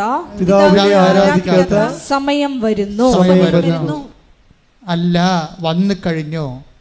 അതുകൂടി വായിച്ചോളൂ. നിങ്ങൾ അറിയാത്തതിനെ നിങ്ങൾ അറിയാത്തതിനെ ആരാധിക്കുന്നു, ഞങ്ങൾ അറിയുന്നതിനെ ഞങ്ങൾ അറിയുന്നതിനെ ആരാധിക്കുന്നു. എന്തെന്നാൽ രക്ഷ യഹൂദരിൽ നിന്നാണ്. ക്രിസ്തു വരണത് യഹൂദരിൽ നിന്നാണല്ലോ എന്നാണ്. രക്ഷ എന്ന് വെച്ചാൽ ക്രിസ്തുവാണ് അവിടെ രക്ഷ. എന്നാൽ യഥാർത്ഥ ആരാധകർ ആത്മാവിലും സത്യത്തിലും പിതാവിനെ ആരാധിക്കുന്ന സമയം വരുന്നു. അല്ല, അത് ഇപ്പോൾ തന്നെയാണ്. എപ്പോഴാണ് നിങ്ങൾ ക്രിസ്തുവിനെ സ്വീകരിക്കുന്നത്? ഒരു ട്രാൻസിഷൻ നിങ്ങളുടെ അതായത് അത്ഭുതങ്ങൾ, അതിനുശേഷം അത്ഭുതങ്ങൾ, അടയാളങ്ങൾ, അതിനുശേഷം വിശ്വാസത്തിൻ്റെ പ്രഥമപാഠം പിന്നിട്ട് നമ്മൾ പക്വതയിലേക്ക് കടക്കുമ്പോൾ ക്രിസ്തുവിനെ നമ്മൾ രക്ഷകനായിട്ട് സ്വീകരിക്കുന്നു. രക്ഷകനായി സ്വീകരിച്ച് കഴിയുന്നതിന് മുമ്പ് തന്നെ നമ്മൾ ക്രിസ്തു അല്ലാത്ത എല്ലാത്തിനെയും, അല്ല നിത്യജീവൻ നൽകാത്ത എല്ലാത്തിനെയും നമ്മൾ നമ്മുടെ വിശ്വാസത്തിൻ്റെ പിന്നാമ്പുറങ്ങളിലേക്ക് മാറ്റും. എന്ത് ചെയ്യും? എന്ത് പറയും? Your Christ the son of the living God. നീയാണ് ക്രിസ്തു, ജീവിക്കണ ദൈവത്തിൻ്റെ പുത്രനായ മിശിഹ എന്ന് പറയുമ്പോഴേ നിത്യതയിലേക്ക് നമ്മൾ ക്രിസ്തുവിലൂടെയാണ് ദൈവം നമ്മളെ ക്ഷണിക്കുന്നത്. പ്രാർത്ഥിക്കുക. കർത്താവായ ദൈവമേ, ഞങ്ങളെ അങ്ങയുടെ നാമത്തിലേക്ക് നിത്യതയിലേക്ക് ക്ഷണിക്കുകയും വിശ്വാസത്തിന്റെ പ്രഥമ പാഠങ്ങൾ പിന്നിട്ട് പക്വതയിലേക്ക് വളരുവാൻ ഞങ്ങളെ അനുഗ്രഹിക്കണമേ. ഇപ്പൊ പാല് കൊടുക്കേണ്ട കാലം, കുഞ്ഞുങ്ങൾക്ക് പാല് കൊടുക്കേണ്ട കാലമുണ്ട്. പാല് എപ്പോഴും നമ്മൾ പാലാണ് കുഞ്ഞുങ്ങൾക്ക് കൊടുക്കണത്. ഇപ്പോൾ കുഞ്ഞുങ്ങൾ വളർന്നു കഴിയുമ്പോൾ ഇറച്ചി കഷ്ണം കൊടുക്കും, അല്ലേ? ചോറ് കൊടുക്കും. ടൈത്തപ്പെടുമ്പോൾ നിങ്ങൾക്ക് പാലാണ് ആവശ്യം എന്ന് പറയുന്നില്ല. ശ്രുതിക്കട്ടെ. ഹല്ലേലൂയ, ഹല്ലേലൂയ, ഹല്ലേലൂയ, ഹല്ലേലൂയ, ഹല്ലേലൂയ. യേശുവേ നന്ദി. ഹല്ലേലൂയ, ഹല്ലേലൂയ. ഹെബ്രായർ 5:12 ഇതിനകം നിങ്ങൾ എല്ലാവരും പ്രബോധകരാകേണ്ടിയിരുന്നവരാണ്. അതാണ് പ്രശ്നം എന്ന് പറഞ്ഞേ. അപ്പം നിങ്ങളെല്ലാവരും പ്രാർത്ഥനക്കാരാണല്ലോ. ഇപ്പോൾ കസ്മാറ്റിക്കുകാർ 10-50 കൊല്ലം ഇവിടെ വർക്ക് ചെയ്ത് കഴിഞ്ഞപ്പോൾ പ്രാർത്ഥനക്കാരുടെ എണ്ണം കൂടി. ബ്രദർമാരെ കണ്ടൊക്കെ ഇപ്പോൾ 2 കല്യാണം കഴിഞ്ഞ് കല്യാണത്തിന് വല്ല മനസ്സമ്മതം കഴിഞ്ഞാൽ എന്നിട്ട് പറയാം, എൻ്റെ അച്ഛാ മകളുടെ കല്യാണത്തിന് മനസ്സമ്മതമായി, ഒത്തുചോദ്യം കഴിഞ്ഞെന്ന് പറയും. പെണ്ണിൻ്റെ അപ്പനൊരു പ്രാർത്ഥനക്കാരനാണെന്ന് പറയും. അതിൻ്റെ അർത്ഥം എന്താ? ബ്രദറാണെന്നാണ് പറയണത്, പ്രാർത്ഥനക്കാരെന്നാണ് വിളിക്കണത്. പെണ്ണിൻ്റെ അപ്പനൊരു പ്രാർത്ഥനക്കാരനാണ് എന്ന് വെച്ച് കഴിഞ്ഞാൽ ഒരു കേരള സഭയിൽ ഉരുത്തിരിഞ്ഞ് വന്ന പുതിയ ഒരു ആത്മീയ വംശമാണ് പ്രാർത്ഥനക്കാരുടെ വർഗം. അപ്പോഴതിൻ്റെ അകത്ത് അതാണ് എൻ്റെ പ്രഥമ പാഠങ്ങളാണത്. വിശ്വാസത്തിൻ്റെ പ്രഥമ പാഠങ്ങളാണ് പ്രാർത്ഥനക്കാരുണ്ടാകണത്. പിന്നെ എന്താണ് ഇവിടെ 5:12 അതല്ല പറയണത്. എന്താ പറയുക? ഒന്ന് വായിച്ചത്. ഇതിനകം നിങ്ങളെല്ലാവരും പ്രബോധകരാകേണ്ടിയിരുന്നവരാണ്. അതാണ് പ്രശ്നം. അതായത് ഒരു വിഷയം വരുമ്പോഴേ ഉടനെ കൃപാസനത്തിൽ വന്ന് ബ്രദറിനെ കാണണം, സിസ്റ്ററിനെ കാണണം, അച്ഛനെ കാണണം എന്നല്ല പറയണത്. നിങ്ങളെ പരസ്പരം സങ്കീർത്തനങ്ങൾ കൊണ്ട് പ്രബോധിപ്പിക്കാൻ.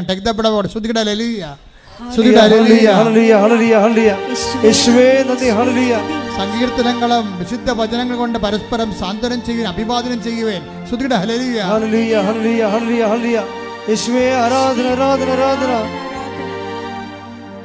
കൊരിന്തോസ് 14:26 നിങ്ങൾ സമ്മേളിക്കുമ്പോൾ ഓരോരുത്തർക്കും ഒരു സങ്കീർത്തനമോ സാരോപദേശമോ വെളിപാടോ ഭാഷയോ വ്യാഖ്യാനമോ ഉണ്ടായിരിക്കും. ഇവയെല്ലാം ആത്മീയോത്കർഷത്തിനായി ഉപയോഗപ്പെടുത്തുകയും ചെയ്യട്ടെ. കണ്ടില്ലേ? അപ്പോൾ ഒരു സങ്കടക്കാരൻ വന്നു കഴിഞ്ഞാൽ ഉടനെ നിങ്ങൾ പറയേണ്ടത് എന്താണ്? ഉടനെ ചെന്ന് കൃപാസനത്തിൽ പോകാൻ പറയും. കൃപാസനത്തിൽ പോകാൻ പറയേണ്ടെന്നല്ല പറയേണ്ടത്, നിങ്ങൾ വളരണമെന്നാണ് പറയണത്. എന്താ കാര്യം? നിങ്ങൾ ഇതിനകം ഹെബ്രായർ 5:12 എന്താ പറയണത്? ഇതിനകം നിങ്ങൾ പ്രബോധകരാകേണ്ടിയിരുന്നവരാണ്. അത് തന്നെയാണ് ഈ പറഞ്ഞ് വായിച്ചിരിക്കണം. ഒന്ന് ഇപ്പോൾ അപ്സം വായിച്ച വചനം ഏതാണ്? 1 കൊരിന്തോസ് 14:26. നിങ്ങൾ സമ്മേളിക്കുമ്പോൾ ഓരോരുത്തർക്കും ഒരു സങ്കീർത്തനമോ സാരോപദേശമോ വെളിപാടോ ഭാഷയോ വ്യാഖ്യാനമോ ഉണ്ടായിരിക്കട്ടെ. ഇവയെല്ലാം ആത്മീയോത്കർഷത്തിനായി ഉപയോഗപ്പെടുത്തുകയും ചെയ്യട്ടെ. ഇന്നിപ്പോഴ് ഉടമ്പടി എടുത്ത പലർക്കും വെളിപാടുണ്ട്. ഉടമ്പടി എടുത്ത പലർക്കും വചനങ്ങൾ അറിയാം. കാര്യം എല്ലാ ദിവസവും ഒരു വചനം വായിക്കുന്നുണ്ട്, വചനം കേൾക്കുന്നുണ്ട്. അപ്പോൾ ഞാൻ ആദ്യം പറഞ്ഞ സഹോദരി രാത്രി 2 മണി വരെ ഇരുന്നാണ് ഈ സാക്ഷ്യങ്ങൾ വചനം കേൾക്കണത്. അപ്പോൾ അങ്ങനെ പ്രാർത്ഥനയെ വ്യാപരിക്കുമ്പോൾ നമ്മളൊരാളൊരു സങ്കടം പറഞ്ഞാൽ നമ്മൾ ഉടനെ അവരോട്, ഇപ്പം ഇന്നലെ ഒരു സാക്ഷ്യം ഞാൻ കേട്ടു. എന്താ പ്രശ്നം എന്ന് വെച്ച് കഴിഞ്ഞാൽ, അവൾ മാതാവിൻ്റെ മുമ്പ് നിൽക്കുകയാണ്. അവളുടെ മകള് എന്തോ പരീക്ഷയുടെ കാര്യത്തിന് ഭയങ്കരമായ സംഘർഷത്തിലാണ്. അപ്പോൾ ഉടനെ അവിടെ അമ്മ പറയും, 7 മാതാവ് കാണിക്കുന്നുണ്ട് മോളെ, 7-ാം തീയതി ആയിരിക്കും നിൻ്റെ കാര്യങ്ങൾ ചെയ്യുക എന്ന് പറയും. അപ്പോൾ വെളിപാടല്ലേ അത്. ആ 7-ാം തീയതി 6-ാം തീയതി ആണെങ്കിൽ ആ പേപ്പർ വന്നെങ്കിലും അവൾ അഡ്മിഷൻ കിട്ടിയിരിക്കുന്നത് 7-ാം തീയതിയാണ് അമ്മ പറഞ്ഞ. അതാണ് ഇന്നലെ കേട്ട സാക്ഷ്യം. 7 മാതാവ് കാണിക്കുന്നുണ്ട് മകളെ, നിൻ്റെ കാര്യം നടക്കണം 7-ാം തീയതി ആയിരിക്കും. അത് വെളിപാടല്ലേ. അപ്പോൾ ഇന്ന് സാധാരണ അമ്മമാർക്ക് പോലും, നിങ്ങളുടെ പിതാക്കന്മാർ സ്വപ്നങ്ങൾ കാണും, യുവാക്കന്മാർക്ക് ദർശനങ്ങൾ ഉണ്ടാകുമെന്ന് പറയുന്നത് ഏറ്റവും പെട്ടെന്ന് നടക്കുന്നത് എവിടെയാണ്? ഉടമ്പടിയിലാണ്. കൈയടിക്കട്ടെ, ശ്രദ്ധിക്കട്ടെ.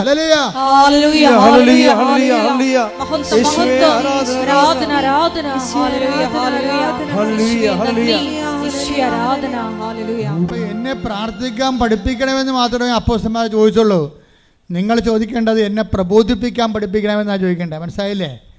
എന്നെ പ്രാർത്ഥിക്കാൻ. കാര്യം കർത്താവ് എന്താ പറയണത്? ഞാൻ എൻ്റെ പിതാവിൻ്റെ അടുക്കലേക്ക് പോകുന്നതിനാൽ ഇതിനേക്കാൾ വലിയ കാര്യങ്ങൾ നമ്മൾ ചെയ്യുമോ? എന്താ കാര്യം? എന്നെ പ്രബോധിപ്പിക്കാൻ പഠിപ്പിക്കണമെന്ന് ചോദിച്ചു കഴിഞ്ഞാൽ ഓട്ടോമാറ്റിക്കായിട്ട് പ്രാർത്ഥന വരെ നമുക്ക് കിട്ടിയിരിക്കും. എന്താ കാര്യം? പ്രബോധിപ്പിക്കുന്നതിനേക്കാളും പ്രാർത്ഥന വരെ 10ാം ക്ലാസ് പാസ്സാതെ എങ്ങനെയാണ് നമ്മൾ +2 പോണത്? മനസ്സിലായില്ലേ? അപ്പോൾ അങ്ങനെ വലിയ കാര്യങ്ങൾ ദൈവത്തോട് ചോദിക്കണം. വലിയ കാര്യങ്ങളിലാണ് ധ്യാനം തുടങ്ങിയത്, വലിയ കാര്യങ്ങളാണ് അവസാനിക്കുന്നത്. അപ്പം നിങ്ങൾ ക്രിസ്തുവിനെ നേടാൻ വേണ്ടിയാകണം ഉടമ്പടിയിലേക്ക് ജീവിതം മുന്നോട്ട് കൊണ്ടുപോകേണ്ടത്. ക്രിസ്തു പ്രധാനപ്പെട്ട ഫോക്കൽ പോയിൻ്റായി കഴിഞ്ഞാൽ ബാക്കിയുള്ളെല്ലാം ദൈവം നിങ്ങൾക്ക് ചേർത്ത് നൽകുകയും നമ്മൾ ചെയ്യേണ്ട ജോലി ദൈവം നമുക്ക് വേണ്ടി ചെയ്യുകയും ചെയ്യും. ദൈവത്തിൻ്റെ ജോലി നമ്മൾ ചെയ്തുകൊണ്ട് നിത്യതയിലേക്ക് വിജയകരമായി പ്രവേശിക്കുകയും ചെയ്യും. കൈയടിച്ച് കത്താസ്വദിക്കട്ടെ. എല്ലാവരും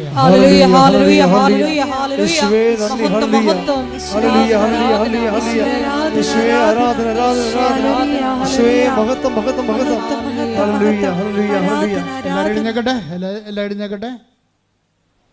നമുക്ക് രോഗസൗഖ്യ പ്രാർത്ഥനയിലേക്ക് പ്രവേശിക്കാം. എൻ്റെ പ്രിയപ്പെട്ടവരെ, രോഗസൗഖ്യ പ്രാർത്ഥനയിലേക്കും ജീവിത ദുരന്ത തടസ്സ നിവാരണ പ്രാർത്ഥനയിലേക്കും നമ്മൾ കർത്താവിൻ്റെ നാമത്തെ വചനത്തിൽ പ്രവേശിക്കുകയാണ്.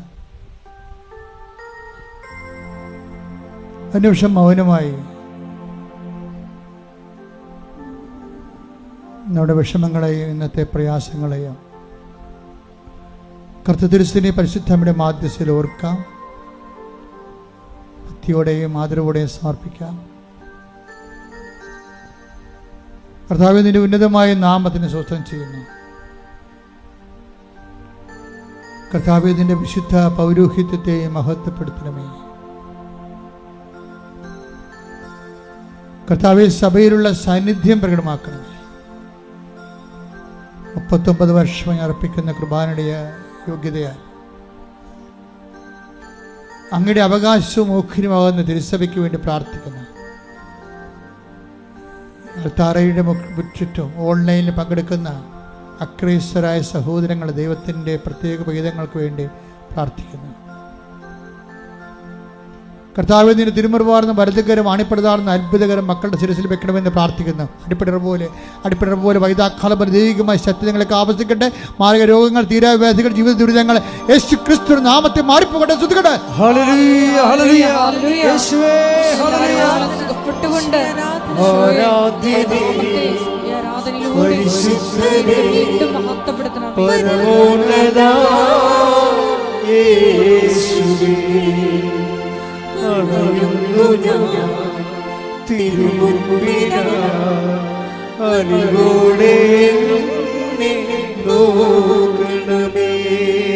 പരിശുദ്ധ പരമദിവ്യകാരുണ്യത്തിന് ആരാധനയും സ്തുതിയും പുകഴ്ചയും ഉണ്ടായിരിക്കട്ടെ. വീണ്ടും കൈകൾ കൂപ്പി കണ്ണുകൾ അടച്ച് നിങ്ങളുടെ കണ്ണുനീരിന്റെ കാര്യങ്ങളെ ഓർത്തുകൊണ്ടിരിക്കുക.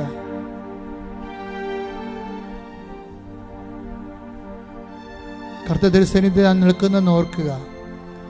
കാനായിലെ കല്യാണ കുടുംബത്തിൽ നിന്നതുപോലെ കർത്താവിൻ്റെ കൂടെ പരിശുദ്ധ അമ്മ നിങ്ങൾക്ക് വേണ്ടി മാധ്യസ്ഥം വഹിക്കുന്ന വലിയ സ്വർഗീയ മഹനീയ സമയമാണെന്ന് ഓർക്കുക. കർത്താവെ, നിന്റെ വിശുദ്ധ പൗരോഹിത്യത്തെ മഹത്വപ്പെടുത്തണമേ. കർത്താവെ, സഭയിലുള്ള സാന്നിധ്യം പ്രകടമാക്കണമേ. കർത്താവെ, ആത്മാവിൻ്റെ ശരീരത്തിൻ്റെ വൈദ്യ കർത്താവ് വൈദ്യനും വൈദ്യവുമായ യേശുക്രിസ്തുവേ, വൈദ്യശാസ്ത്രജ്ഞരെ സൂചിക്കും മരുന്നിനും കടന്നിലവാത്ത മനുഷ്യമനസ്സിൻ്റെ ഗാഥനങ്ങളിലെ മുറിവേറ്റ ചിന്തകളിൽ വേദനിപ്പിക്കുന്ന ഓർമ്മകളിലേക്ക് ആധിയിലേക്ക് ഭീതിയിലേക്ക് കർത്താവ് കടന്നു ചെല്ലുന്നത് പ്രാർത്ഥിക്കുന്ന എല്ലാ ഭയങ്ങളും ഭീതികളും ഉത്കണ്ഠകളും നിരാശകളും അതിൻ്റെ ആദ്യ കാരണങ്ങൾ യേശുക്രിസ്തു നാമത്തിൽ മാറിപ്പോകട്ടെ.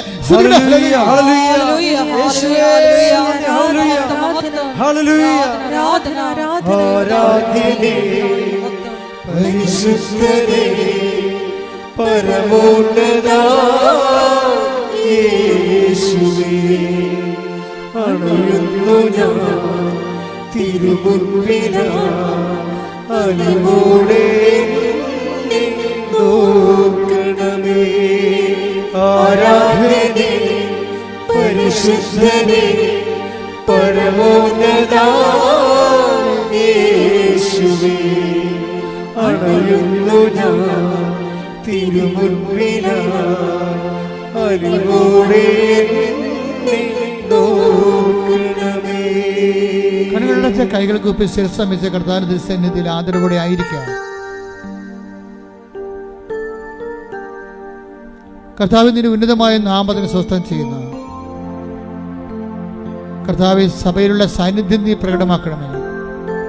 ഈ അൾത്താരയിൽ നടന്ന 10,000-കണക്കിന് ആരാധനയുടെ ശക്തിയാൽ അങ്ങയുടെ അടിയങ്ങൾ അങ്ങയുടെ മക്കൾക്ക് വേണ്ടി പ്രാർത്ഥിക്കുന്ന കർത്താവെ, ആരാധ്യനെ, കർത്താവെ പരമോന്നതനെ, നിന്റെ തിരുമുറുവാർന്ന വലതുകരം ഓരോ മകളുടെ മേലും വെക്കണമേ എന്ന് പ്രാർത്ഥിക്കുന്ന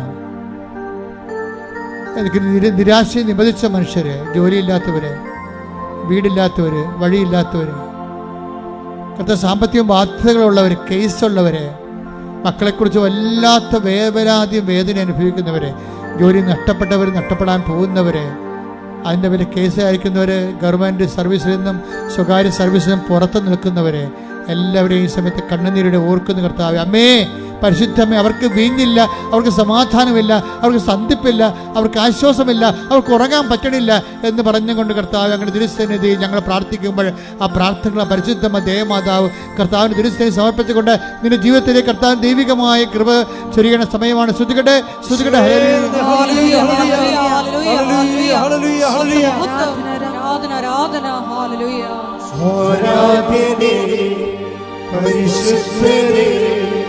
പരമോന്നതാ യേശുവേ, അണയുന്നു ഞാൻ തിരുമുൻപിലായി, അലിവോടെ നോക്കണമേ.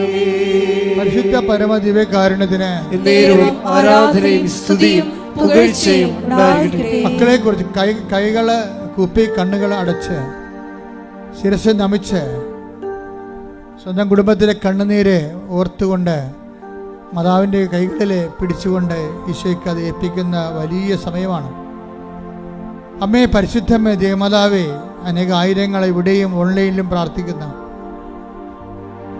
ഇന്നുവരെ അമ്മ ചെയ്തിട്ടുള്ള എല്ലാ ഉപകാരങ്ങൾക്കും നന്ദി പറയുന്ന, ഓരോ ദിവസവും നൂറുകണക്കിന് മക്കൾ സാക്ഷ്യം പറയുന്ന ഓർത്ത് സ്വസ്ത്രം ചെയ്യുന്ന, തറയിൽ നടന്നിട്ടുള്ള 10,000-കണക്കിന് ആരാധനകൾ അമ്മയുടെ പ്രത്യക്ഷഗണത്തിൻ്റെ യോഗ്യതയാൽ അങ്ങയുടെ മക്കൾക്ക് അവകാശമാക്കാൻ, ഓഹരിയാക്കാൻ അങ്ങനെ അടിയൻ അഭിഷിക്ത കണ്ണീരോടെ പ്രാർത്ഥിക്കുന്നു. കർത്താവെ, സ്വർഗം തുറക്കണമേ, സ്വർഗം തുറക്കണമേ, കർത്താവെ സ്വർഗം തുറക്കണമേ. അങ്ങയുടെ വിശുദ്ധമായ വലതുകരം അങ്ങയുടെ മക്കളിലേക്ക് നീട്ടണമേ. കർത്താവിൻ്റെ കരുണ നിങ്ങൾ ചൊരിയട്ടെ. സാമ്പത്തിക ബാധ്യതകൾ, ശാരീരികമായ രോഗങ്ങൾ, ആശുപത്രിയിൽ കിടക്കുന്നവരെ, കേസ് അകപ്പെട്ടിരിക്കുന്നവർ, ഭവനരഹിതർ, വിവാഹം ഒത്തുവരാത്തവർ, മക്കളില്ലാത്തവർ, മക്കളെക്കുറിച്ച് വേദന അനുഭവിക്കുന്നവർ, മക്കളുടെ ദൗർഭാഗ്യകരമായ സ്വഭാവങ്ങൾ മൂലം വേദന അനുഭവിക്കുന്നവർ, വിവാഹത്തിൽ ജീവിത പങ്കാളി കിട്ടാത്തവർ, ഇങ്ങനെ വ്യത്യസ്തങ്ങളായ വേദനകൾ അനുഭവിക്കുന്ന എല്ലാവരെയും സമർപ്പിച്ച് പ്രാർത്ഥിക്കുന്ന കർത്താവ്. വിശ്വാസം കുറഞ്ഞവർ, പ്രാർത്ഥന കുറഞ്ഞ ഭവനങ്ങൾ, വിവാഹ ദമ്പതികൾ പരസ്പരം മാനസികമായിട്ട് അകന്നു പോകുന്നവർ, കേസ് അകപ്പെട്ടിരിക്കുന്നവർ, അതുപോലെ വിവാഹമോചനത്തിന് പക്കിലേക്ക് പോകുന്നവർ, എല്ലാവരെയും സമർപ്പിച്ചുകൊണ്ട് പ്രാർത്ഥിക്കുന്ന ജപ്തി നടപടി നേരിടുന്നവർ, കർത്താവ് ഓരോരോ വിഷയങ്ങളിൽ ഓരോരോ വേദന, കാർഷിക തകർച്ചയുള്ളവർ, മത്സ്യബന്ധന മേഖലകളിലെ വേദന അനുഭവിക്കുന്നവർ, കർത്താവ് സാമ്പത്തിക ബാധ്യതയുള്ളവർ, തങ്ങളുടെ തൊഴിൽ ചെയ്യാൻ നിവൃത്തിയില്ലാത്ത കൊണ്ട് നാടുവിടാൻ ആഗ്രഹിക്കുന്നവർ, എന്നിട്ടും അതിനുള്ള മാർഗം കിട്ടി വരാത്തവർ, ഇങ്ങനെ ഓരോരോ തരത്തിലെ ജീവിത പങ്കാളികളുമായിട്ട് പ്രയാസങ്ങൾ അകന്ന് ജീവിക്കുന്നവരെ എല്ലാവരും സമർപ്പിച്ചുകൊണ്ട് പ്രാർത്ഥിക്കുകയാണ്. ദൈവത്തിൻ്റെ കരുണ ചൊരിയണമെന്ന് പ്രാർത്ഥിക്കുന്നു. കർത്താവിൻ്റെ കരുണ ചൊരി പ്രാർത്ഥിക്കുക. അടിപ്പിണർ പോലെ വൈദാഖലമായ ദൈവികമായ ശക്തി നിങ്ങളിലേക്ക് കർത്താവിൻ്റെ നാമത്തിൽ ഇറങ്ങി വസിക്കട്ടെ. കർത്താവെ, മാരക രോഗങ്ങൾ, തീരാവേദികൾ, ജീവിത ദുരിതങ്ങൾ, ജീവിത ഭാരങ്ങൾ യേശു ക്രിസ്തുവിന്റെ നാമത്തിൽ മാറിപ്പോകട്ടെ. ശ്രുതികട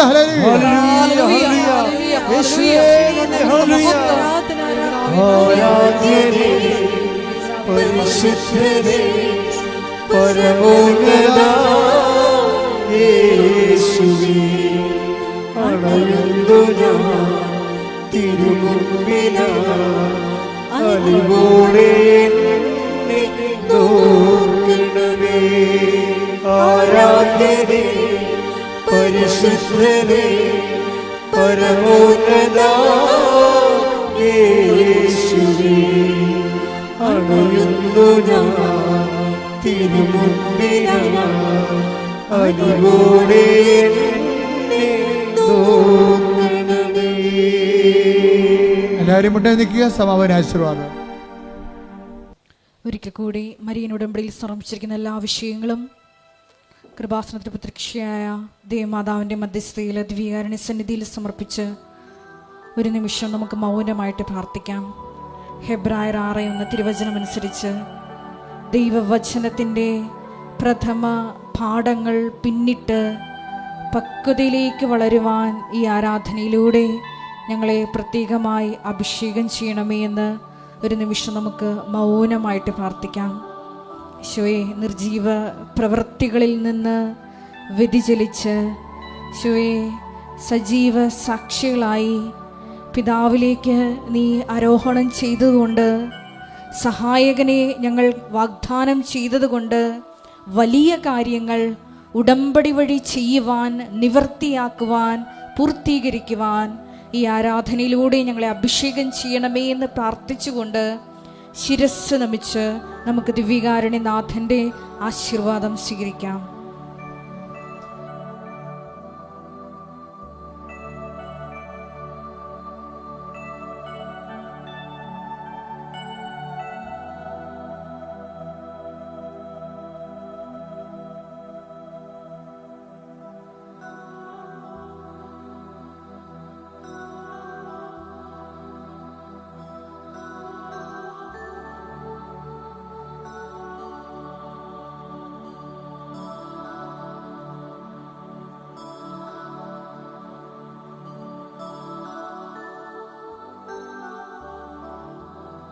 ആരാധന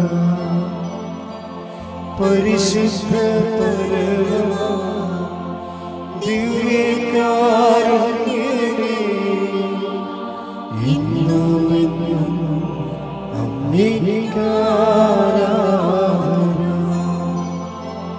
പരിശുദ്ധ പരമ ദിവ്യകാരുണ്യമേ,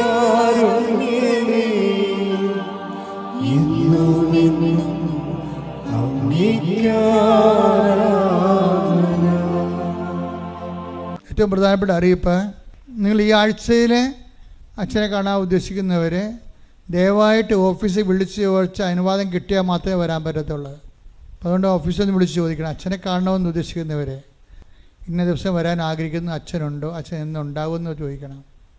9447285400 നമ്പർ. പിന്നെ ഏറ്റവും പ്രധാനപ്പെട്ട ഒരു കാര്യം, എല്ലാ ദിവസവും നമ്മൾ 5:30 മണിക്ക് അച്ഛൻ തന്നെയാണ് നിങ്ങളെ വിളിച്ചെഴുന്നേൽപ്പിക്കണം കേട്ടോ. പലപ്പോഴും കാര്യം 5:30 മണിക്ക് നമുക്ക് ഒരുമിച്ച് പ്രാർത്ഥനയുണ്ട്. അതാണ് അനുദിന അനുഗ്രഹ പ്രാർത്ഥന, ഡെയിലി ബ്രെഡ്. ഞാൻ പുറത്തേക്ക് ഇറങ്ങുമ്പോഴൊക്കെ ആൾക്കാർ പറയും, അച്ഛൻ ഞങ്ങളെ പ്രാർത്ഥനയ്ക്ക് ഇപ്പോൾ ഇന്നലെ ഒരു ചേച്ചിയോട് സാക്ഷ്യം പറഞ്ഞാൽ അറിയാമോ, എനിക്ക് 50 എൻ്റെ വാട്സപ്പിൽ 50 പേരുണ്ട്. ഞാൻ 50 പേർക്കും ഷെയർ ചെയ്ത് 25 തന്നെ ഞാൻ ലിങ്ക് ഷെയർ ചെയ്യാൻ തുടങ്ങും. അപ്പോൾ 250 ഗ്രൂപ്പുള്ള ഒരു റിസോർട്ട് ഇവിടെ വർക്ക് ചെയ്യുന്നുണ്ട്. അദ്ദേഹം എന്നെ കണ്ടിട്ട് പറഞ്ഞ്, എൻ്റെ ഗ്രൂപ്പിൽ 250 പേരുണ്ട്, ഞാൻ 250 പേർക്കും ഡെയിലി ബ്രെഡ് ഷെയർ ചെയ്യും രാവിലെ. അപ്പോൾ എന്ത് തിഷ്ഠതയോടെയാണ് ഈ കേൾക്കുന്ന സാക്ഷ്യങ്ങളെല്ലാം. ഇപ്പോഴും പലതും രാവിലെയുള്ള ധ്യാനത്തിൻ്റെ സാക്ഷ്യങ്ങൾ ഇപ്പോൾ കൂടുതൽ കേൾക്കാൻ തുടങ്ങിയിട്ടുണ്ട്. കാര്യം ആകപ്പാടെ 12 മിനിറ്റ് 13 മിനിറ്റൊക്കെ ഉള്ളൂ ആകപ്പാടെ ഉള്ളത്. അതിൽ ഒരു പ്രത്യക്ഷീകരണ പ്രാർത്ഥനയുണ്ട്, ഏറ്റവും സിമ്പിളായിട്ടുള്ള, ഏറ്റവും നമ്മുടെ 20 വർഷം തികയുന്നതിൻ്റെ ഭാഗമായിട്ട് ലഭിച്ച പ്രത്യക്ഷീകരണ പ്രാർത്ഥന. പിന്നെ ഉള്ളത് ഇന്ന് നിങ്ങൾ പോകുന്ന ഇടങ്ങൾ, ചെയ്യുന്ന കാര്യങ്ങൾ, ഇടപെടുന്ന വ്യക്തികൾ, സംസാരിക്കുന്ന വിഷയങ്ങൾ, കടന്നു പോകുന്ന ഓഫീസുകൾ, സഞ്ചരിക്കുന്ന വാഹനങ്ങൾ, നിങ്ങൾ എവിടെയായിരിക്കുന്നു അവിടെ ദൈവത്തിൻ്റെ കൃപ ഉറപ്പുവരുത്തുന്നതിന് വേണ്ടി നിങ്ങളെ പരിശുദ്ധ അമ്മയ്ക്ക് വഴി ഈശോയ്ക്ക് സമർപ്പിക്കുന്ന സമർപ്പണ പ്രാർത്ഥനയാണ് ഫീഡിങ് പ്രെയർ എന്ന് പറയും. പണ്ട് ഞാൻ സ്വന്തമായിട്ട് ചെയ്തിരുന്ന കാലമാണ്. ഞാൻ എവിടെ പോയാലും റൂട്ട് സമർപ്പിക്കും, അതിൽ കണ്ടുമുട്ടുന്ന വ്യക്തികൾ സമർപ്പിക്കും. അപ്പോൾ എന്നാ, നമ്മൾ പോകുന്ന സഞ്ചാര പദങ്ങൾ സമർപ്പിച്ചു കഴിഞ്ഞാൽ ബാക്കി ദൈവം ആഗ്രഹിക്കുന്ന ഇടത്തേക്ക് നമ്മളെ കൊണ്ടുപോവുകയും ആഗ്രഹിക്കാത്ത ഇടത്തേക്ക് നമ്മളെ കൊണ്ടുപോകാതിരിക്കുകയും ചെയ്യും. അതാണ് എഡിറ്റിംഗ് നടക്കുന്നത്. ഈ ഫീഡിങ് പ്രെയർ എപ്പോഴും എഡിറ്റിംഗ് പ്രെയർ തന്നെയാണ് ശരിക്കും. അപ്പോൾ അത് ഭയങ്കരമായ ഒരു വിഷയമാണ്. അപ്പോൾ നിങ്ങൾ രാവിലെ തന്നെ കൂടണമെന്ന് എൻ്റെ അഭിപ്രായം, വെച്ചുകൊണ്ട് താമസിപ്പിക്കരുത്. അതിൻ്റെ കൂടെ തന്നെയാണ് ഡെയിലി ബ്രെഡ് എന്നുള്ള അന്നു വേണ്ട വചനം നൽകണത്. ആ വചനത്തിന് എപ്പോഴും ജീവിതത്തിലേക്ക് ഒരു വേരിറങ്ങിക്കിടക്കും. അല്ലെങ്കിൽ നമ്മുടെ ജീവിതത്തിൻ്റെ വേര് ഞാൻ എടുത്തിട്ട് വചനത്തിലേക്ക് ഇറക്കി വിടും. വചനത്തിൻ്റെ വെള്ളവും വളവും സ്വീകരിച്ചുകൊണ്ടായിരിക്കും നിങ്ങളുടെ ജീവിതവൃക്ഷം വളരാൻ പോണത്. കൃപാസനത്തിൻ്റെ എല്ലാ ശുശ്രൂഷയും അങ്ങനെ ജീവിതബന്ധിയായിരിക്കും. ജീവിതബന്ധി അല്ലാത്ത അക്കാഡമിക് താല്പര്യങ്ങളുടെ ഒരു സാധനം ഇവിടെ പറയത്തില്ല. അല്ലെങ്കിൽ എന്തെങ്കിലും കഥകൾ ഒക്കെ പറഞ്ഞ് ആൾക്കാർ ഇക്ലിപ്പെടുത്തുക, ചിരിപ്പിക്കുക, അങ്ങനെ കലാപരിപാടിയൊന്നുമില്ല. നിങ്ങളുടെ ജീവിത പ്രശ്നങ്ങൾ അതിന് വചനത്തിൻ്റെ വെള്ളത്തിലേക്ക് വളത്തിലേക്ക് ഇങ്ങനെ ഇറക്കി വെക്കും. അതുകൊണ്ടാണ് നിങ്ങൾ അന്നത്തെ വേണ്ട ആഹാരം തന്നെ വിളിക്കുന്നത്. അതിൻ്റെ പേര് ഡെയിലി ബ്രെഡാണ്. എന്താണ്? അന്ന് വേണ്ട ആഹാരം, അന്നൊക്കെ ആവശ്യമായ ആഹാരമാണ് കിട്ടുന്നത്. അതുകൊണ്ട് നിങ്ങൾ രാവിലെ എഴുന്നേറ്റ് തന്നെ അത് കൂടുകതിന് ശേഷം അത് ഉടനെ ഷെയർ ചെയ്യണം. കൂടുന്ന മുമ്പ് തന്നെ ലിങ്ക് ഷെയർ ചെയ്യാൻ നോക്കണം. അപ്പം നിങ്ങൾക്കൊരു ഇത് അനുഗ്രഹം തോന്നണം. ഒരു വലിയൊരു സുവിശേഷ വേലയാണത്. ഇപ്പോൾ വെളിപ്പം പ്രഭാതത്തിൽ തന്നെ ഒരു സുവിശേഷ വേല ചെയ്തിട്ടാണ് നമ്മൾ കർത്താവിലേക്ക് കടന്നു വന്ന് വചനം കേൾക്കുന്നത്. അപ്പോൾ ദൈവത്തിൻ്റെ സാന്നിധ്യം നിങ്ങളുടെ സഞ്ചാരപഥങ്ങളിലെ നിറഞ്ഞു നിൽക്കട്ടെ എന്ന് ആശംസിക്കുന്നു. കർത്താവ് നിങ്ങൾ അനുഗ്രഹിക്കട്ടെ.